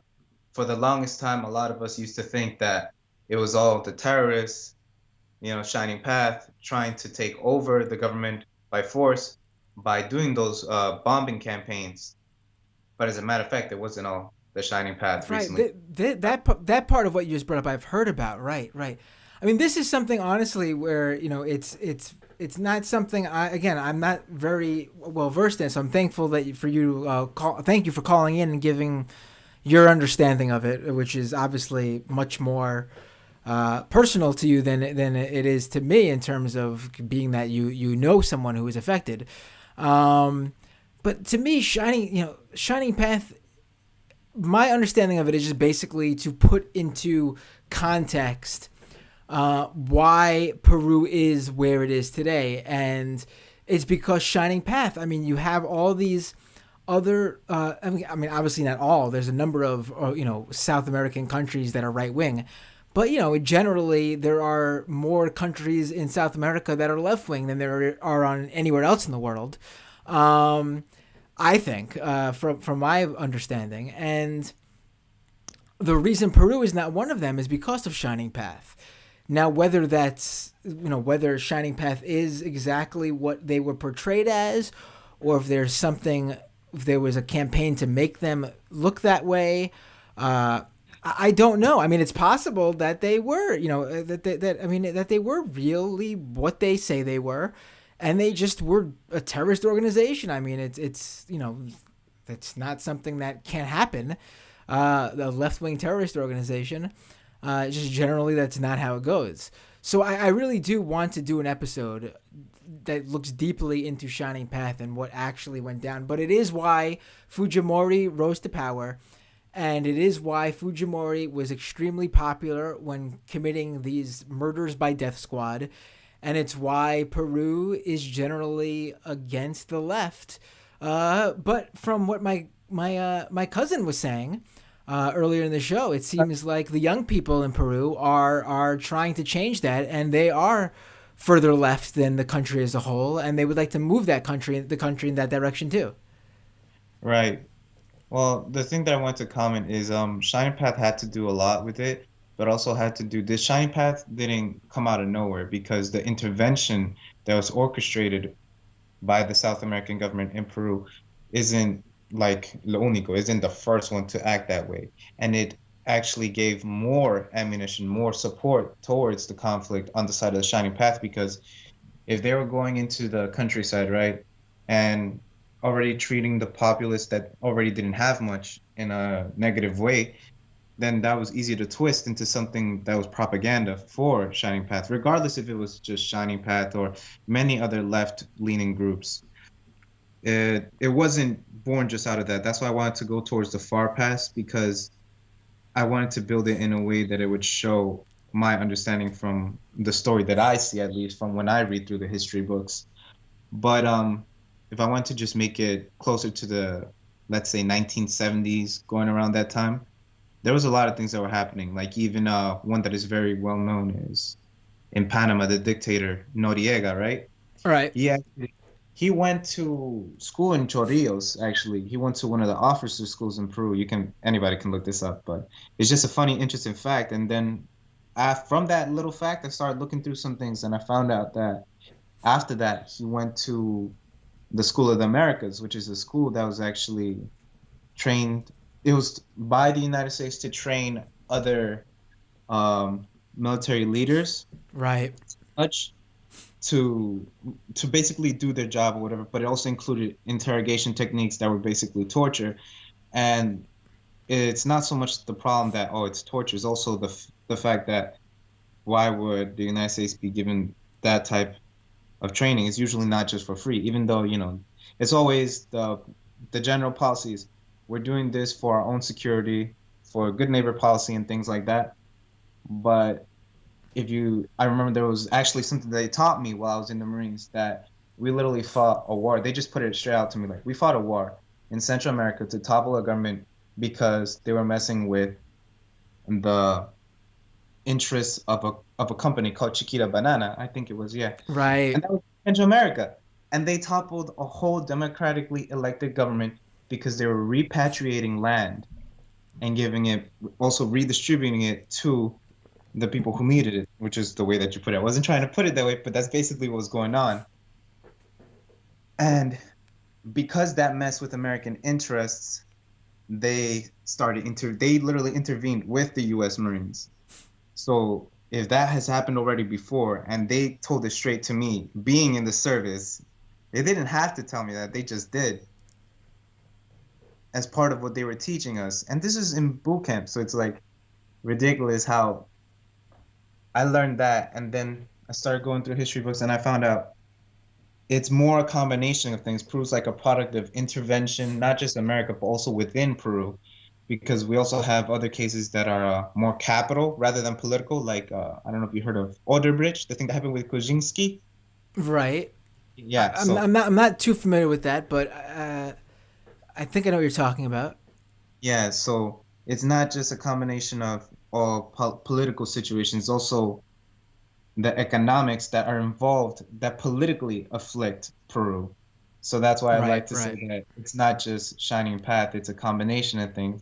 Shining Path, if you talk to anybody that has somebody that was affected in some negative way from it, of course, they'll seem a little riled up. I got a little nervous just talking about it, but once I calm down and I get to what I was trying to say is, really, this whole thing, why Peru has been going through this, because that was the title of your video, right? Why are we going through like 3 presidents back to back? Right. It's because we have a bunch of unrest that was already in the making since before. And I remember every time I'll talk to my uncles who are like college professors in Peru and all that, they were always talking about, Peru is predicted to at some point disappear because we don't have any stability. Our frontiers are always getting treated better by the Brazilians and the Chileans. We have a bunch of issues, and that's why I'd like to say that Peru isn't going through this just because of one thing. It's going because of a boiling pot of many issues that are now just coming to the surface. Right. No, absolutely. I mean, that's why, I wanted to go back in the interview I did with Daniela, and sort of set the stage of where this comes from, because it's like a direct line almost, like in a way that I think, here in this country we can sort of say that I think at least that where we are as a country stems from the Reagan days. Like you could draw a line Yes. from Reagan to today, and that's why we are where we are. In Peru, I think you can't tell the story of what's going on today without going back to Shining Path. And I mean, I wish I could have got into more, but we went over an hour with Daniela. But you're right. I think that it goes even a little bit before that into why Shining Path even was what Yes. what they were. Yeah, Gabriel, thank you so much for calling in. I really appreciate it. No problem, no problem. I'm glad to give at least a little bit of info. If I'm sounding a little like more rowdy, it's because actually it's super cold. My what's it called? My heat hasn't even turned on, so I'm like, oh gosh. No, I hear you. Usually, honestly, in this new apartment we just moved into this month, it's been freezing. And then all of a sudden, like today, I'm in this room sweating. I don't know what I would do in the summer in this room. But I suddenly the heat is on, and I'm already... I was wearing my hoodie because the last few episodes, if you look back, I was wearing my hoodie because I was cold. But today, I could actually take it off because I'm now sweating bullets. But thank you, Gabriel, for calling in. I appreciate it. No problem. If you have any other questions right now, I could probably if you have something that you want me to explore, anything at all, I could probably bring it up. All right, cool, man. Definitely. Hit me up on somewhere like on Twitter or on DM or something. I feel free to call in again in the future. I'll get you on Instagram for sure. Or Instagram. There you go. Yeah. Hell yeah. All right, man. Thanks for calling in. Awesome talking with you. No problem. Take care.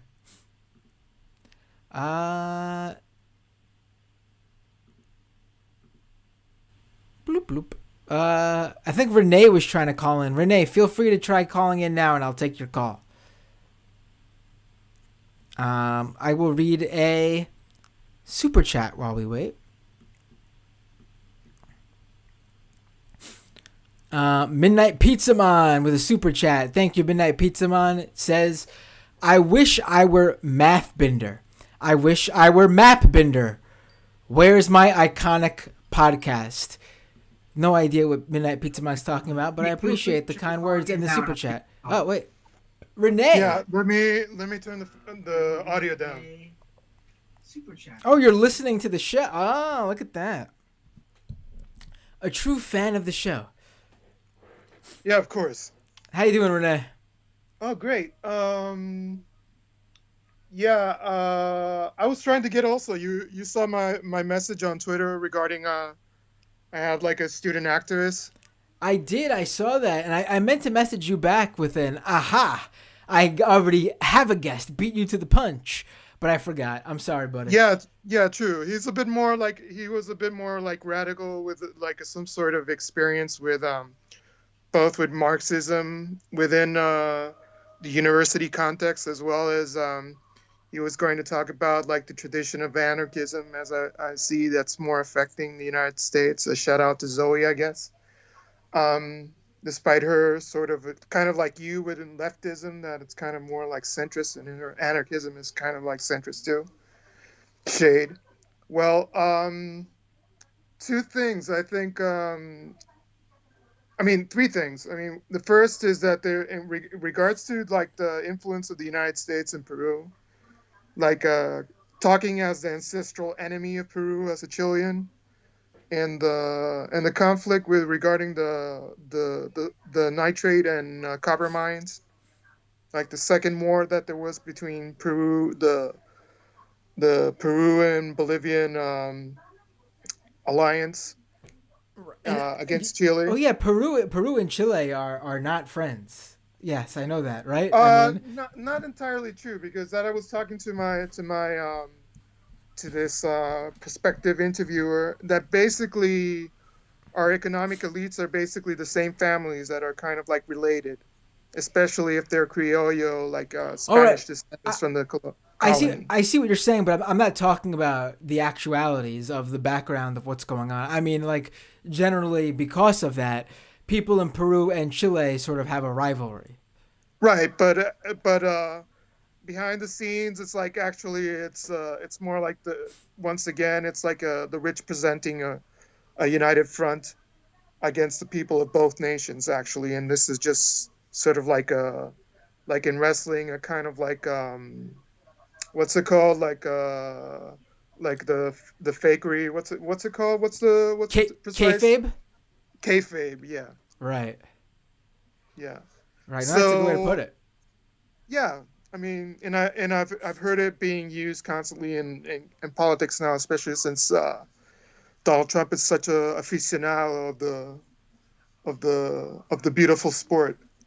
Right. Um, It's always good that in the year 2020 we are using literally like late 1800s, early 1900s carny speak to describe our politics. Always a good sign.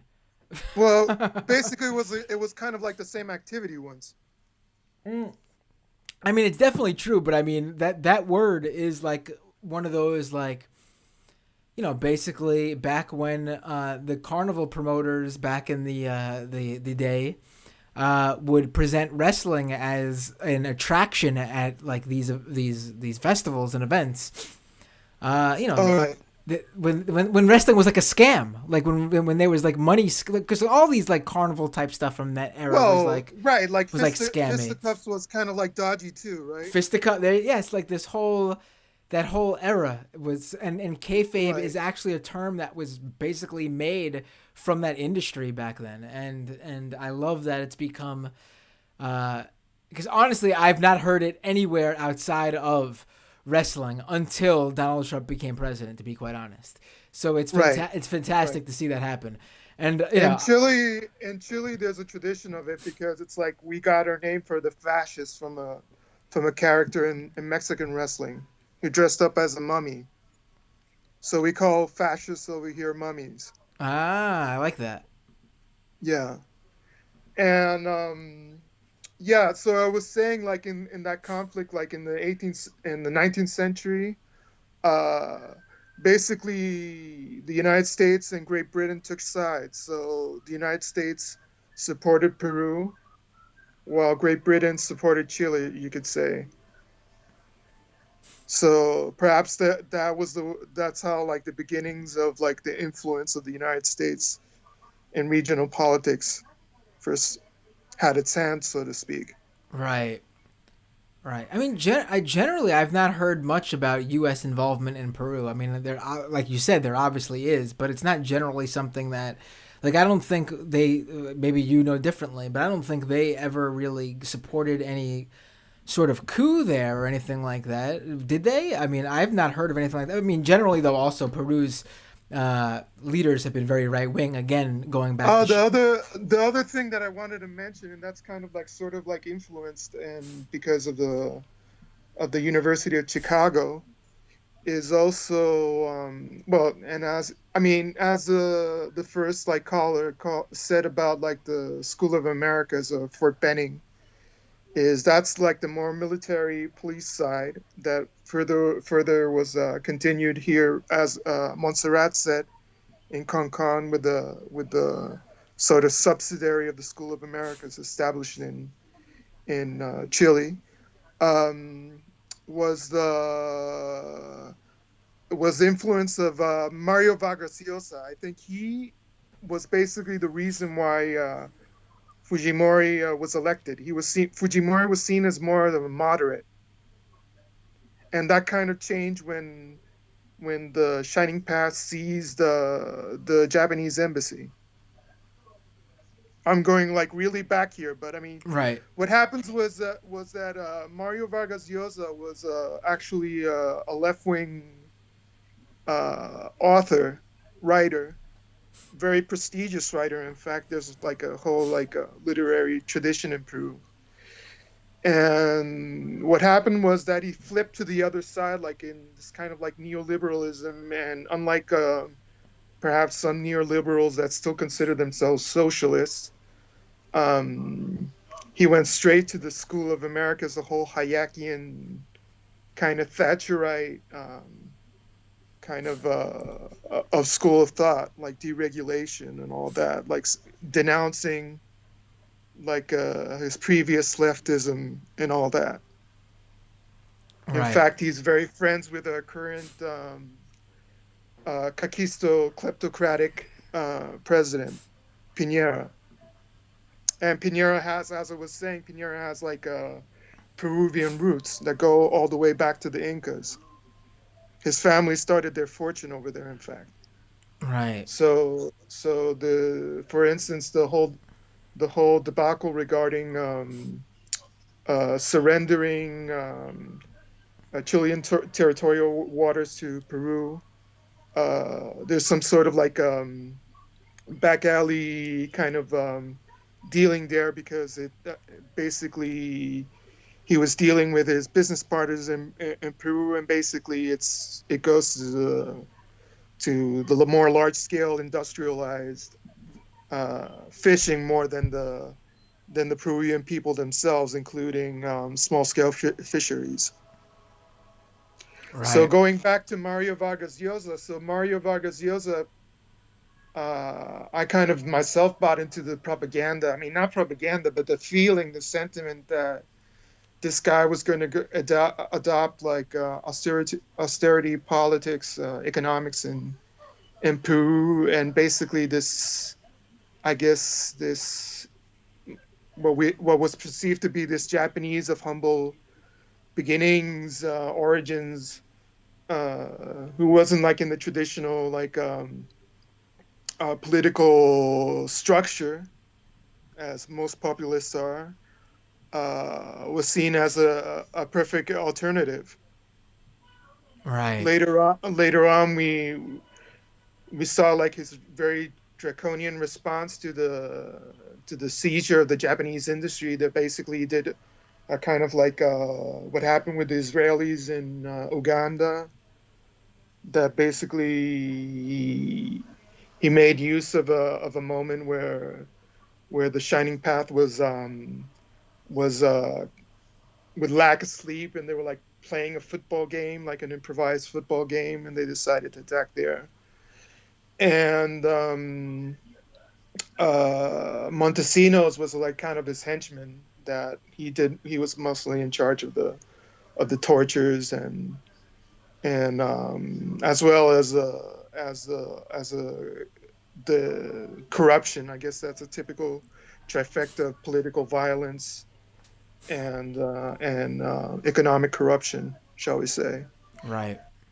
Right. And yeah, and there's that. And also, I wanted to say that what happens with the left in Peru, and basically as the same as Chile, is that basically on the worldwide level, there's also talks about like the influence of La Sorbonne and like structuralism and sort of like postmodernism on the left, kind of like what Jordan Pepeson tries to say about like Jordan, the I like that. cultural Marxists and all that, but actually it was like the dilution of Marxism. Michael probably and Ben Burgess have said something about that, Right. and basically, but the main thrust of it was like worldwide, and perhaps even including like Clinton. The left kind of like suffered a kind of like a shock to the system with the fact of the fall of the Berlin Wall and the whole like restructuring of global politics, and like the Soviet project and its influence on Cuba and what have you.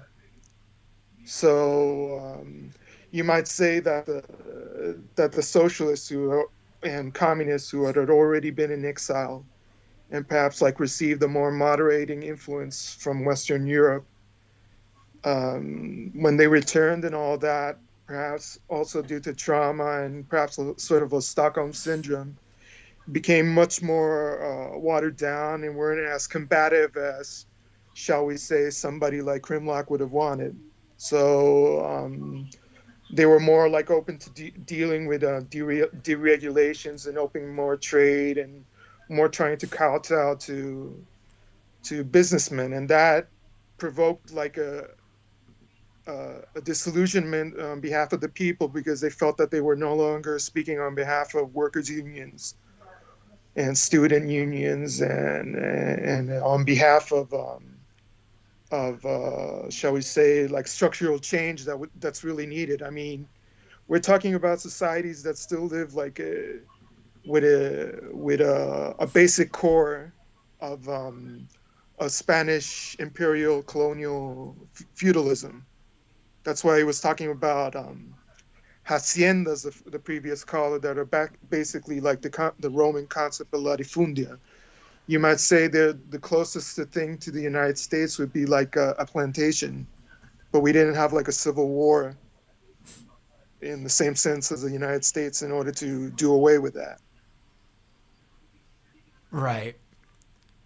And the other question, I mean, the question that I have for you is regarding like this kind of like dissociation, regarding this whole kind of like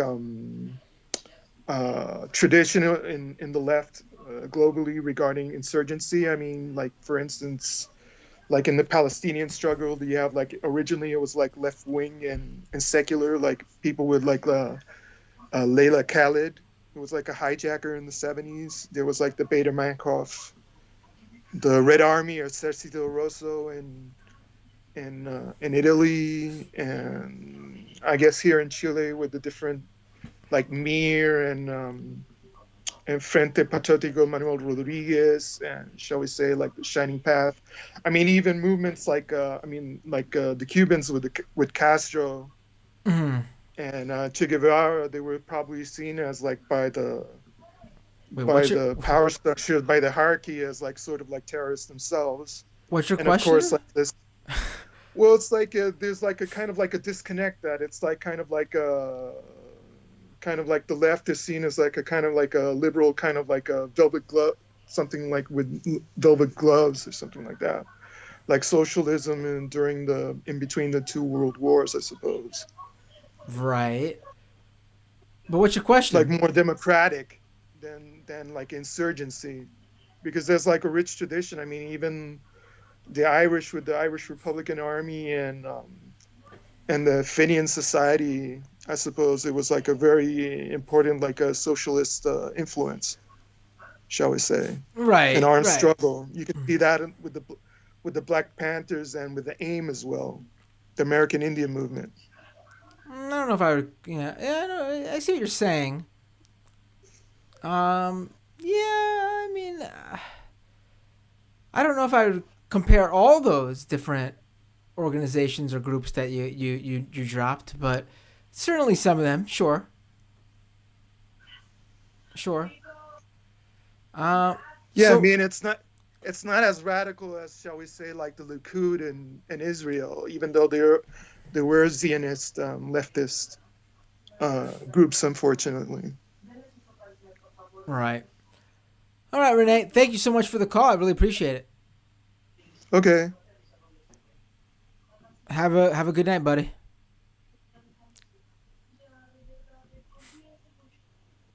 All right.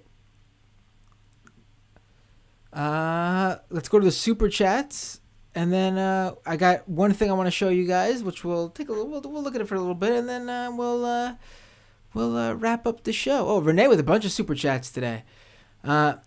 Saludos de Chile, says Renee. Ask about Alan Garcia. We brought up Alan Garcia. This was from earlier in the interview from the first half. We talked about Alan Garcia for a minute. We did. Talk about Montesinos, too. I'm not sure if... I definitely didn't, but I'm not sure if she mentioned. I can't recall. Renee also says that Peru invented punk and death rock, re Los Secos. I do know that Peru invented punk rock that we know of. I remember reading about this. A group that played punk music was traced, but the first group that played punk music, or what could be classified as punk music, was traced back to Peru, even predating like all the groups that we had thought. Definitely predating Ramones and Sex Pistols, predating Talking Heads, predating that group, and I think it was Detroit called. I think they're called Death. Great band, but this Peruvian group predates even them. Right. That could be a good episode, actually, about them. For like a fun episode, or when I do more than one show a week. Renee says, any autonomous zones set up, like in Santiago, Chile, and Portland? I didn't see that, but also I don't think there were. Samantha Sider says with the super chat, thanks Samantha. What you cooking up? Oh wait, I still have the Skype thing open on my window here. What you cooking up for Thanksgiving beyond COVID? Says Samantha Sider. We're gonna do the traditional Thanksgiving meal. We're not cooking here. We are lucky in that our parents are all nearby, and when New York got over that first bump from like March to June of the coronavirus, we started to slowly introduce the parents back into our circle.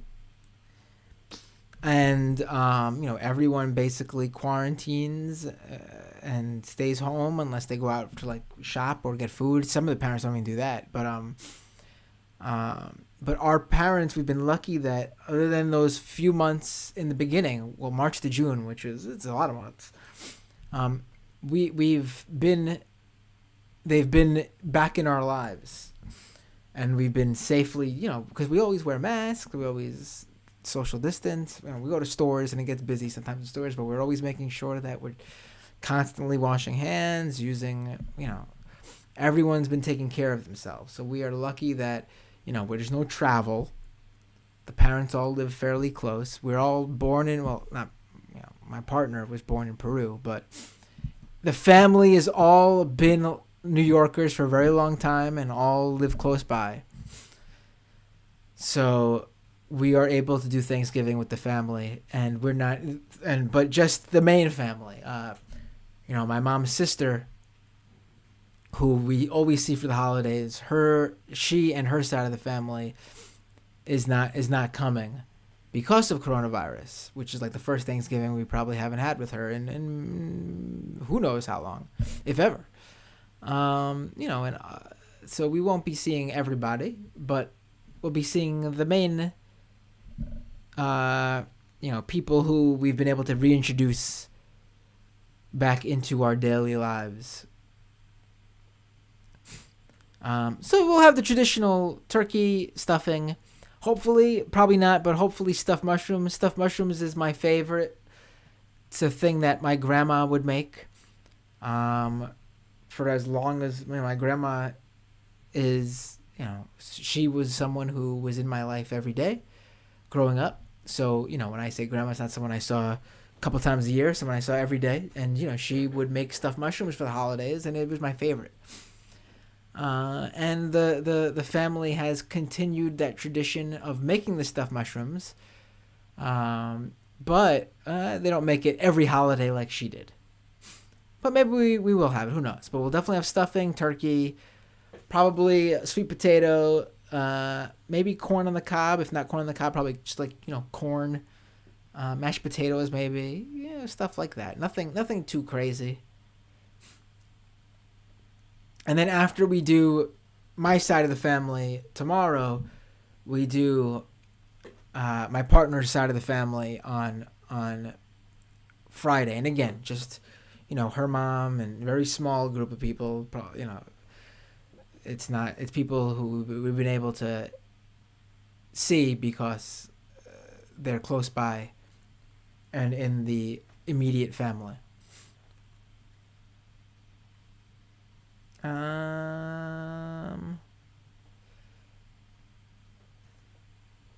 Mariah with a super chat says, I am cooking, so I'm not calling in, but hi, Matt. Great interview. What a crazy situation. Hope you enjoy the long weekend. Thank you, Mariah. I will try. Also, I can't view the whole chat anymore because it goes by too fast while I'm doing the interview. But did I see that someone in the chat was there a relationship forming in the chat here between you and another listener who was asking about who you were, as in who was that person who called into Matt's show a couple weeks ago? Is Doomed bringing people together? I hope it's that. I hope it's not Doomed is getting Mariah into trouble. Oh, and by the way, I will say I've noticed some new faces in the chat.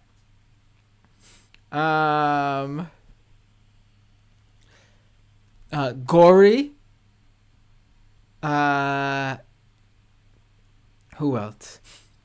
No, not JJM. She's in the chat every now and then. It was someone else. Gory, S Detect.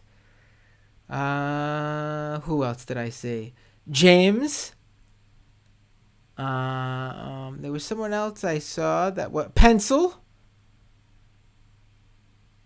There was one more person, I think.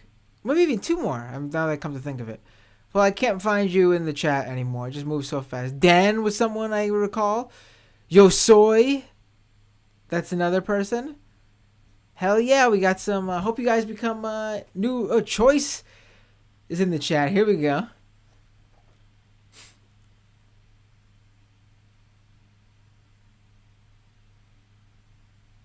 Gory says Matt Binder equals leftist Chuck Woolery.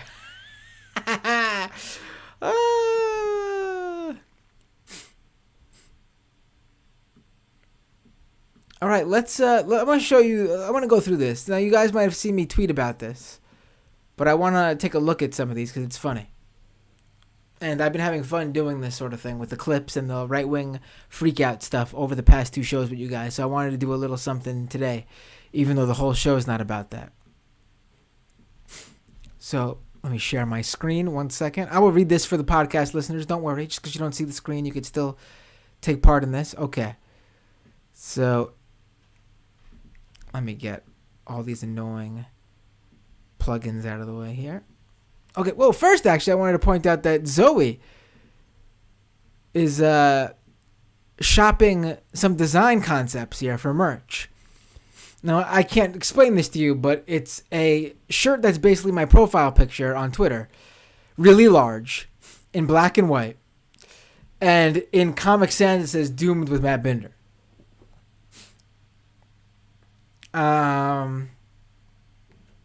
This will not be the merch, but I will say, Zoe, that I did not know how much my photo looks like a serial killer police photo until you just sent me this black and white photo of my profile photo. It looks like I'm like you could line me up with Jeffrey Dahmer, Ted Bundy, and Charles Manson,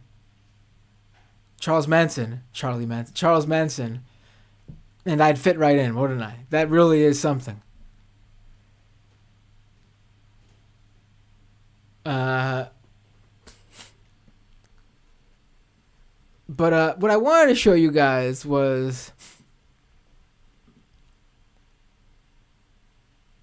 this Newsmax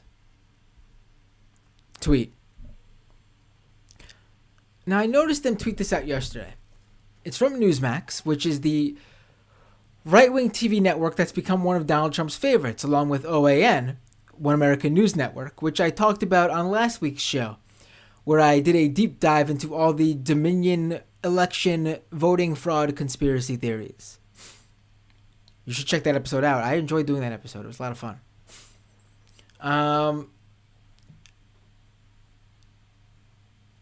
Newsmax tweeted, Newsmax calls Joe Biden winner in Michigan, Nevada, and Pennsylvania. Based, there's a little dash, an M dash, based on certifications they add. So, weeks after every other network called these, almost every other network other than OAN obviously, called the election for Joe Biden, Newsmax just yesterday admits that Joe Biden is the winner in Michigan, Nevada, and Pennsylvania. But they even added the addendum that they're only making that call because the results were certified in those states just recently. So based on the certifications, Joe Biden's the winner officially in those states.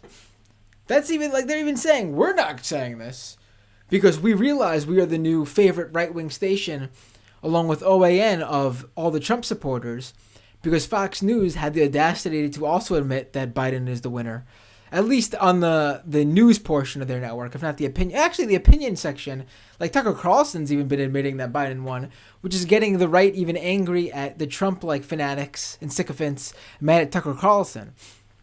But, so Newsmax just announces this on Twitter. Just a story with a link. And their audience, who basically have cloistered themselves into watching only Newsmax and OAN, because that's the only two networks who would not admit that Donald Trump has lost the election. And that, these networks even admit that Donald Trump still has a chance to win. I mean, OAN actually thinks he won. But the comments are so amazing to this tweet.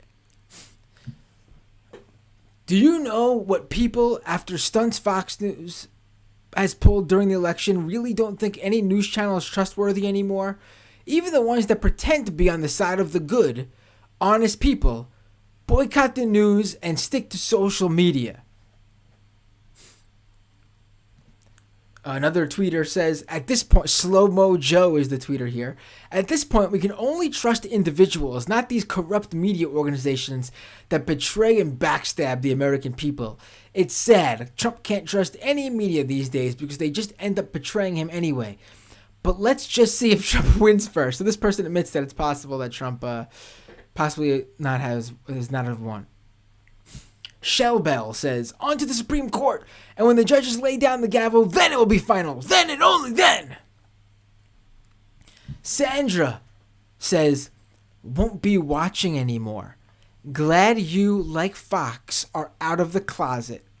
We'll post this on my Facebook page with 5,000 friends and thousands of followers. Ooh. Don't talk to me and my 5,000 friends.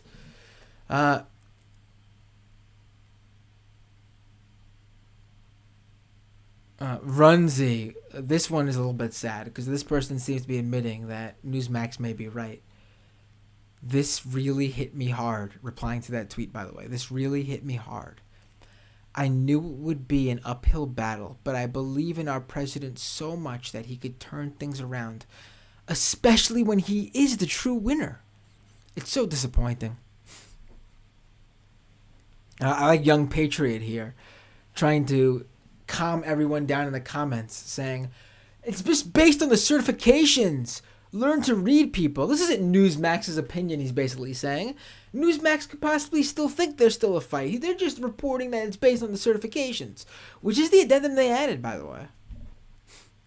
Sandy, they can certify all they want. This is going to the courts. So he is still not my president, talking about Biden, and never will be. Oh, I should do picture-in-picture so you guys could see me. My bad. Sorry about that.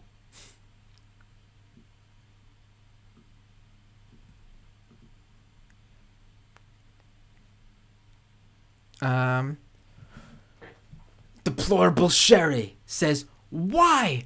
Are you in some way obligated to do so? Talking about reporting the news. I would say a company called Newsmax probably should report the news. Even though they don't actually. They should report the news. He's not the winner, so far as I'm concerned. Angry emoji, says Deplorable Sherry. President-elect Laura says, do you think this is a necessary post? You are going to lose your new base quicker than you gained them. Which, by the way, Newsmax has completely blown up since the election.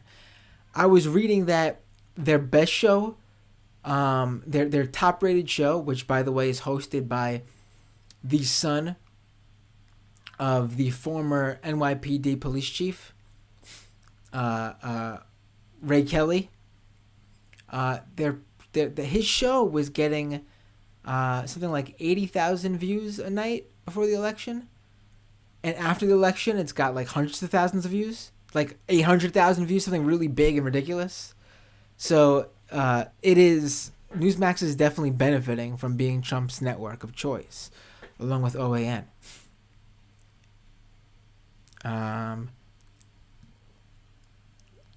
Case Nation. How do you call an election when the results have not been certified and under investigation? Well, they just were certified. The Newsmax tweet says so, Case Nation. But anyway, Case Nation continues. No media outlet should project or call an election until the vote is legally certified. Excuse me. I guess I'm getting tired. Time to wrap up soon. Until the vote is legally certified in December. To be honest, the media should never project or call an election. The electors do. I mean, I would say the voters do. But I guess Case Nation is right in the aspect that, unfortunately, in this country, voters don't really outright choose. It does come down to a various array of things, electors included. Maris Felix says, I don't subscribe to their channel, just follow on Twitter. As of now, that is.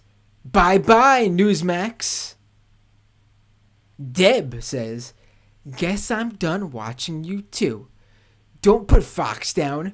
You know better.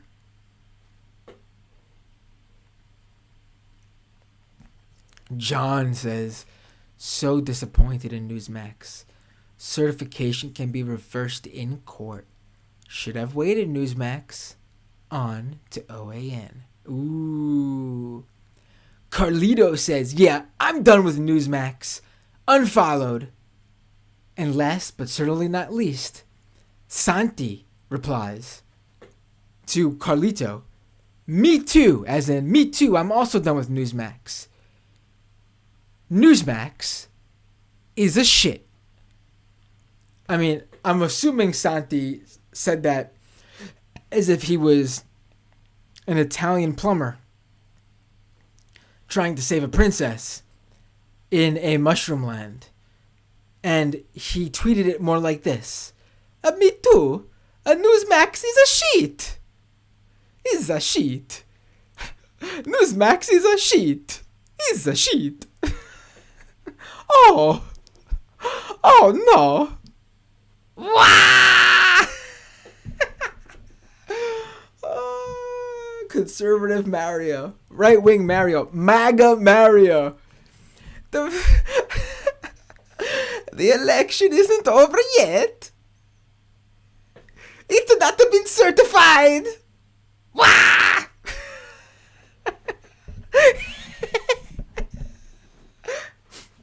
Let's go to the electors.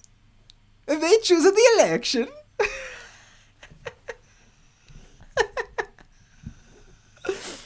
Oh my.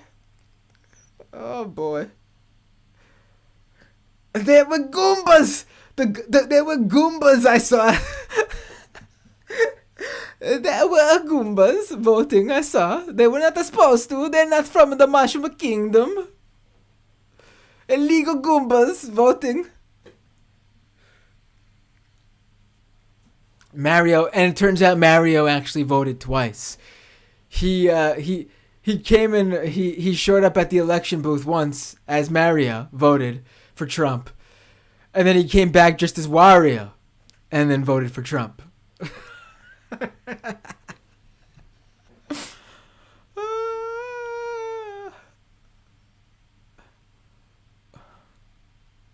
Make Mario great again. Ah! Wah! Oh! Ooh! Ooh! That's Mario when Mario's running out of health is when he realizes that Newsmax calls it for Biden over Trump. Ooh! Ooh! Ooh! Oh no!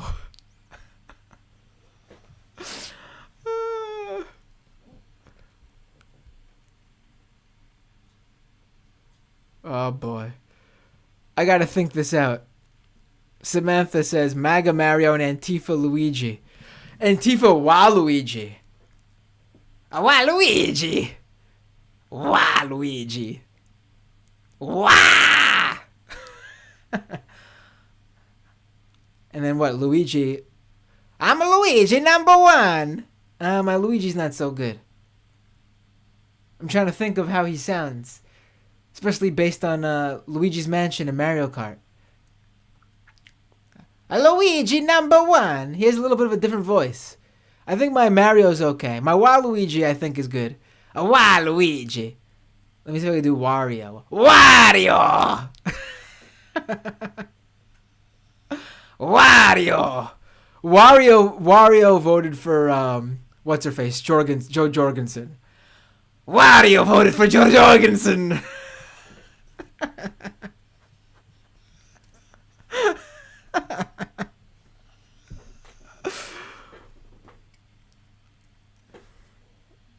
Wario says the age of consent should be changed.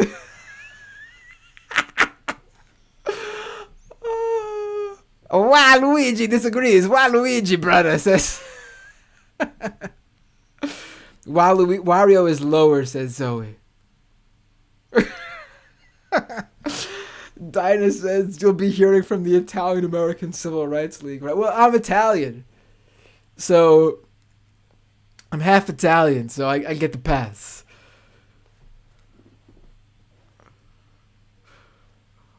Wario thinks you should invest in Bitcoin.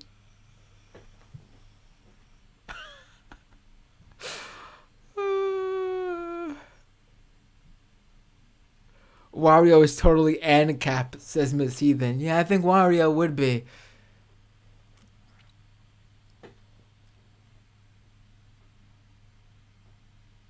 Zoe says, Zoe putting them on the political spectrum here. Mario is authoritarian right. Wario is libertarian right. Luigi is authoritarian left. And Waluigi is lib left. I agree with that, I think. Libertarian left. I think that looks right to me. I think that looks right to me. And Princess Peach is totally girl power. Kamala Harris is a boss bitch. Dear Mario, your cake is in another castle. Your cake is in another castle, along with your president, Kamala Harris, bitch. Get used to it, Mario. She calls him Mario. Get used to it, Mario. Kamala Harris is gonna be your vice president. Trump's going to jail, Mario.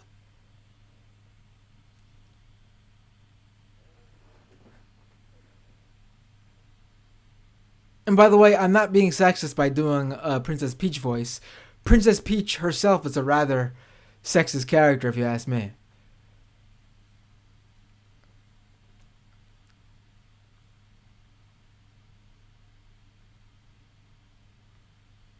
Daisy. Daisy is the Jamie Peck of the Mario world.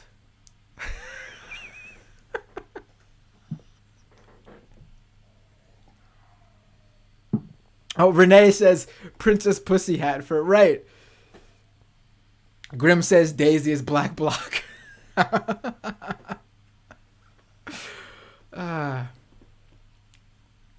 This is fun. Bowser. What would Bowser be?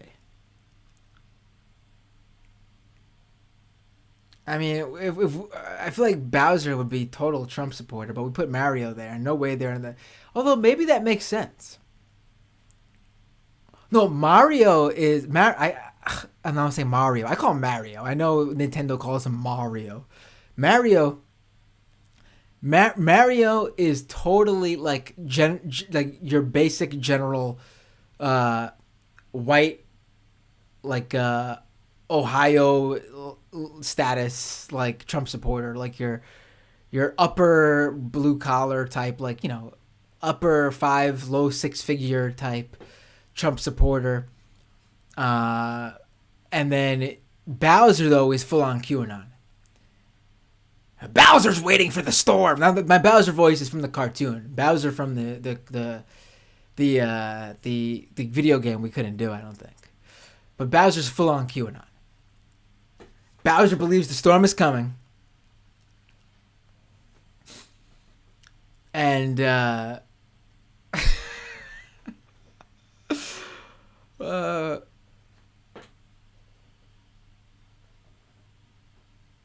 Samantha says the only game you can play as Princess Peach is a game about periods and mood changes. At the end, you get a dildo, right? Doesn't she start like having a temper tantrum as one of her powers?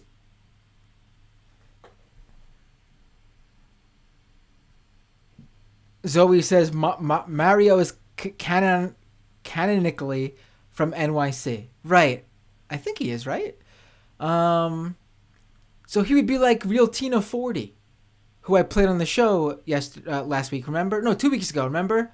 She's the one who is from the Bronx, and she's in her car, and she speaks with a thick New York accent, and she's yelling at the camera, and she always ends her stream with, Trump 2020, motherfuckers, get the fuck out of here. So Mario is like real Tina 40. Just like true blue, hardcore Trump supporter, but not like alt-right status, not like full-on white, like a lot of Trump supporters white supremacists, but I'm talking about like not like David Duke, full-on Richard Spencer white supremacist status. Not QAnon conspiracy theorist. Mario is like generic working class type guy who makes a lot of money though, but who supports Trump.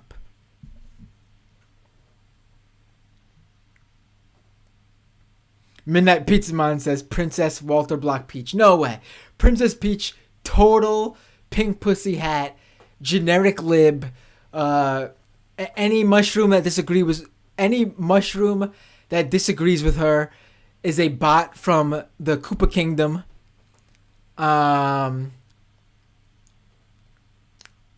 No way is Princess Peach anything but like over the top normie lib feminist. Super. Maybe she was a Warren Democrat. Maybe she considers herself a Warren Democrat. That's as far left as Peach goes. Definitely not a libertarian. That's as far left as Peach goes. Princess Peach totally voted for Elizabeth Warren in the primary, but held her vote for Bernie because she wanted some concessions from the left. And by the time she decided that maybe she would vote for Bernie, it was way too late. Bernie was over. Biden ran away with it. That is totally Princess Peach. Oh, Yoshi is total like an anarcho-punk. Like totally like crust punk status, just wants to throw a brick through a Starbucks window. Just wants to set everything on fire.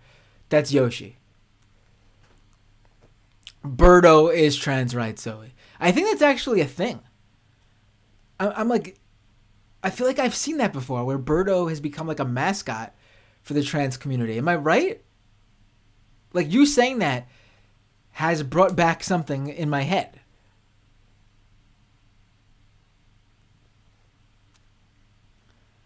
Yoshi is a sockdem because he's still a lapdog for the Empire. No, Yoshi, I see what you're saying, but I feel like Yoshi is like the hardcore leftist who's got like a mom or dad who's like generic MAGA.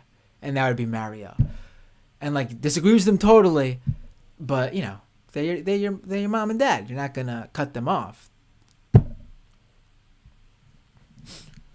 Donkey Kong is a commie. Gotta be.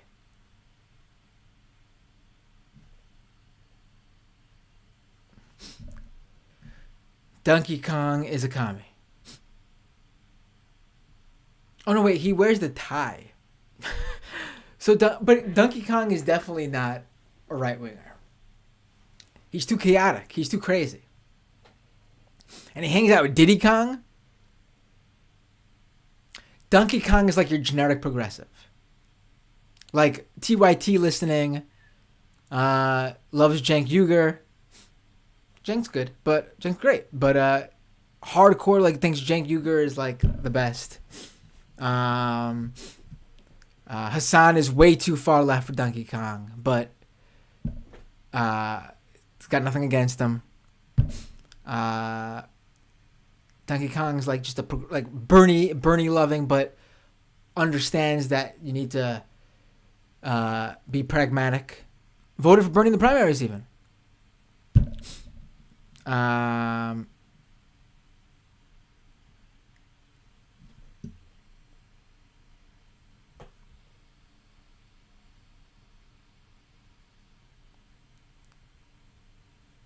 What else we got here? Who else? Oh, and Diddy Kong would be like your young climate activist. He's like making the TikTok videos, focusing on climate change, hitting the streets with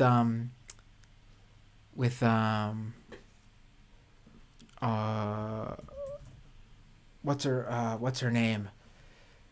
I'm having a mental block. Greta Thunberg. He's Diddy Kong, part of the Sunrise Movement, of course. I was having a mental block and couldn't remember Sunrise Movement and Greta Thunberg's name.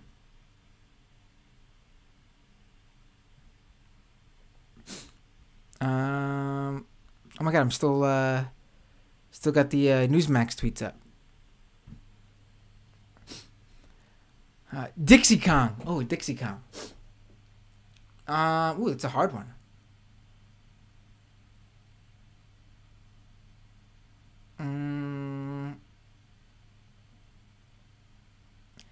Dixie Kong is like your generic. Dixie Kong's about to become a leftist. Your generic, young college student, just really getting into politics. Totally loves Bernie, though, because all of her friends were into Bernie. But that's not all why. All her friends were into Bernie, so she looked up Bernie, really loved what he was all about, became a really big Bernie fan, but really just getting into the scene in general right now.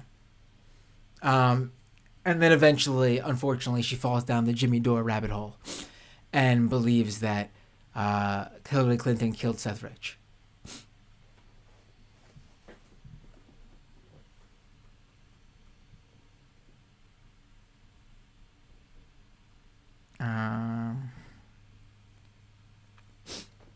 Oh, and Cranky Kong is Noam Chomsky.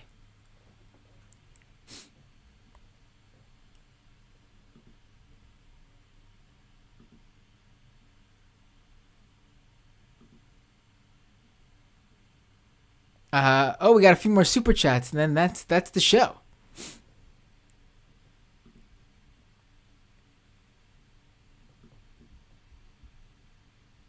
RM Brown says, it seems like Repubs have blocked the stimulus. Is this true?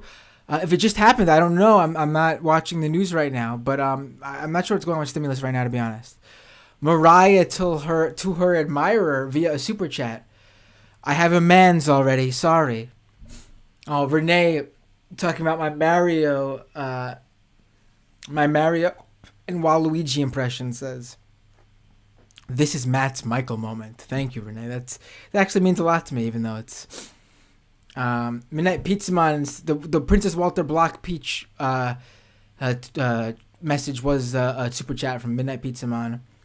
And Mariah says, can you integrate I'm having a mental block into your merch somehow? I always say that, don't I? Because I always have these mental blocks at the absolute worst time.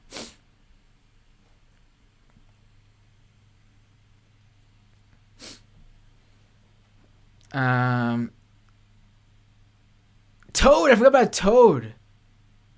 I guess I gotta end with Toad. Thank you, Anto. I gotta end with Toad. Toad. What would Toad be?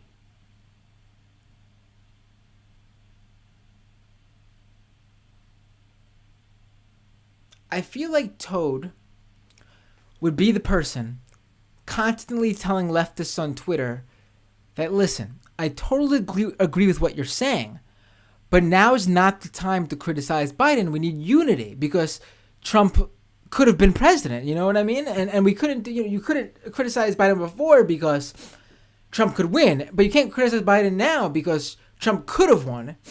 And I agree with what you guys say, But I'm gonna try to do a Toad. I can't do a Toad. That's really hard, actually. Toad. Like, I agree with what you guys say, but Mario, I agree with. Oh yeah, I'm doing it actually from the cartoon version at least. Mario, I agree with what you guys say, but I'm doing the cartoon Toad. I don't know how Toad really sounds in the video games. At least I know I can hear it, but I can't. But I think I got down the cartoon version of Toad. If you guys remember the Super Mario Super Show. If you guys can't criticize. No, now I'm losing it. That's just bad now. But I had it for a minute.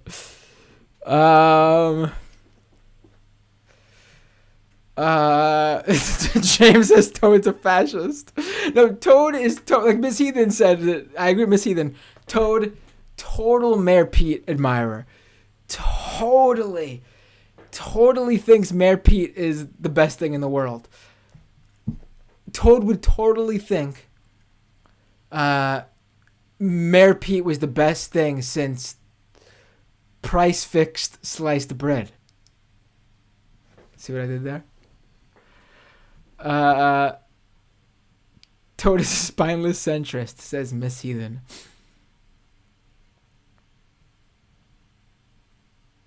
All right, guys. I think I'm gonna have to tap out now. I'm getting. Oh man, we've gone. Ooh, wow. We're getting close to the 3-hour mark. Zoe says, do you only know about Super Mario Super Show because of Lou Albano? Oh, Captain Lou Albano. No, actually. I was honestly from like 3 years old to probably like 16, 17, 18. No, probably even in my early 20s. A really big gamer. You guys would not know it now maybe, but I was really a big gamer. I had all the game systems that I could get from Nintendo. NES, Super Nintendo, Virtual Boy, Game Boy Pocket, Game Boy Color, DS, Nintendo 64, GameCube. Really big gamer. I loved Nintendo. I was a really big Mario fan. I would say peak was probably NES from Nintendo 64. That was when I was addicted to video games. I was really into it young. I mean, I would play. I remember playing the classic dodgeball game on NES. I love that game. The Ninja Turtles game, the Chipmunks game. I loved Super Mario World for Super Nintendo. Mario Kart. Big into Nintendo 64. Nintendo 64 is probably peak maybe all around. Super Mario RPG for Super Nintendo I was really into too. I was super into Mortal Kombat and Street Fighter, like really into Mortal Kombat though. Super into to the point where I was writing scripts in junior high of like Mortal Kombat movies because I was I was into all the Mortal Kombat lore. I was sort of into PlayStation, but I didn't own all the PlayStation systems. I was really into the wrestling video games too, obviously. So yes, Captain Lou Albano fits in. But then as I got older, I was also into really got into Warcraft, not World of Warcraft, the real-time strategy one, Warcraft 2 and 3. I was really into those two, especially Warcraft 3. Warcraft 3 Frozen Throne. Really into that. And then I was into Xbox 360 for a bit, Call of Duty, I was a big fan of Gears of War. So I would say I sort of got out of video games a little bit, I guess in when the late 2000s, early 2010s, I just started playing less. That's also when I come to think of it, when I graduated from college and started working full time. So yeah, I mean, that's when I started working, I sort of started playing video games less and I got out of it a bit. I've always been a gamer. I've always followed what's going on in the gamer world. I mean, that's how I knew about Gamergate so early on. But right now, actually, my son has got me back into games. Regular video gaming. He's really into Plants vs. Zombies, Garden Warfare 2, and Plants vs. Zombies Battle for Neighborville. He was into Fortnite for a little bit, but then he got too much into Plants vs. Zombies and care less about Fortnite now. But when he was into it, I got the Battle Pass for him for the superhero, the Marvel one that's going on right now. And so I've basically been playing Fortnite like every night to level up in order to unlock all the skins. I just got Mystique last night. Got 20 more levels to go in like a week span to unlock Iron Man. And I still got to unlock Wolverine too. I did use my free V-Bucks to get a Venom skin though, which is pretty cool. So yeah. I would say all around my favorite all around like gaming brand or IP or whatever they call it nowadays is Mario. Oh, my son is super into Sonic. Really, really into Sonic. I was into Sonic 2, although I was never big into the games actually. I was into Sonic 2 because of the cartoons. Honestly, one of the best theme show songs. I'm sorry, one of the best show themes. I said that backwards. Is from one of the Sonic shows.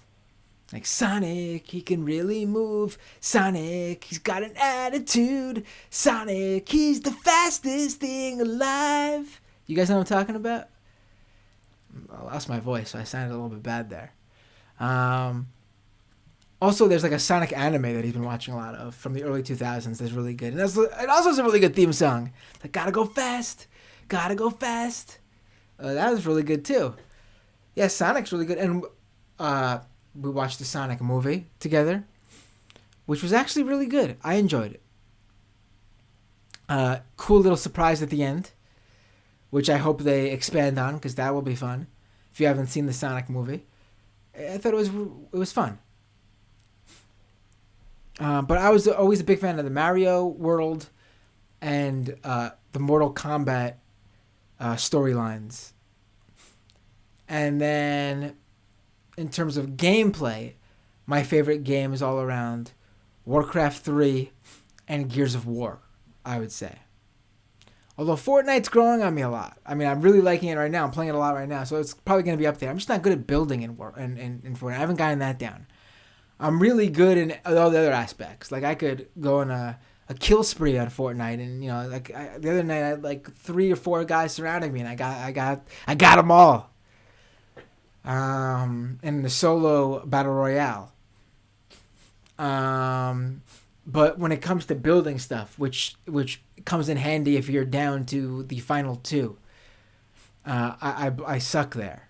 And so I usually do for a number of rounds. I've got into the final 2, and then fuck it up because the other person's so good at building themselves a little fort and jumping out of it, and I can't catch up with the building because I'm getting old, guys. I can't be as fast on the controller when it comes to the building stuff. Is crazy what people do in Fortnite. How fast they're like building shit and also shooting and running around. I can't do it all. I gotta practice.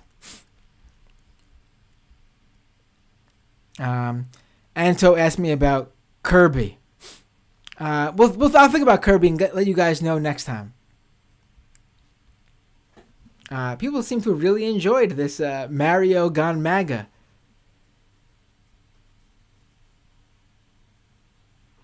I need to figure out what to do though, because everything is under my son's Xbox name, and obviously maybe I could set something up. First of all, I have nothing set up for game streaming, so I would love to do that, but I can't do that yet. Maybe we could set up a Patreon for, not a separate one, but make that one of the Patreon goals to get me a gaming rig. And I would stream gaming, maybe even regularly. But I don't have it set up right now. But in terms of playing with people, it's all under my son's name, like his username, and I'm not going to give people my son's username because I don't want people contacting my son. So I need to figure out what to do in terms of when I want to play with people, how I could set that up. I mean, I'm going to have to obviously pay for my own account, but do I lose the Fortnite stuff? Because he doesn't really play Fortnite. Could I change his name in Fortnite? Do they let you change the account name? Or would I lose out on all my cool shit?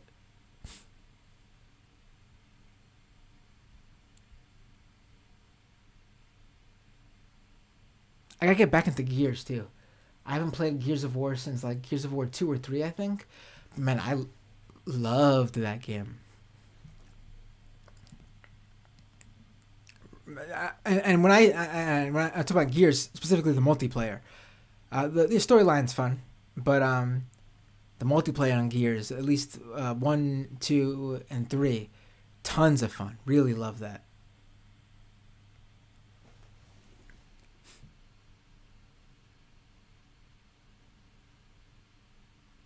Graham says, buy Matt a capture card. No, honestly, I don't think my MacBook could handle. I mean, I actually have one of those Elgato stream things, and I tried to use my camera before I got this set up through it, and I don't think my MacBook could handle it. I think the streaming plus gameplay is too intense for it. I mean, this MacBook is a little bit old, but I maxed it out when I could. It's a 2015 one. It's not totally maxed out, but I purchased it with video editing in mind. So it's good for Final Cut, and it's good for streaming. But I don't think I could do both streaming and gameplay. I probably have to get like a PC, as much as I hate the thought. But I probably have to get a PC gaming rig, because I could get a much more powerful computer for much cheaper than a Mac. Right, Zoe says MacBook can't play games on that, but all my software that isn't gaming is Mac. Like literally, the editing stuff, the streaming stuff, and only Mac too. By the way, I'm a Final Cut user. I'm an Ecamm Live user for the stream. That's just exclusively Mac software.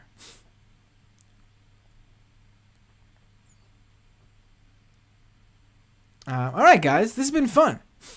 But now we definitely got to tap out, because tomorrow's Thanksgiving and it's almost tomorrow, and I gotta get to sleep.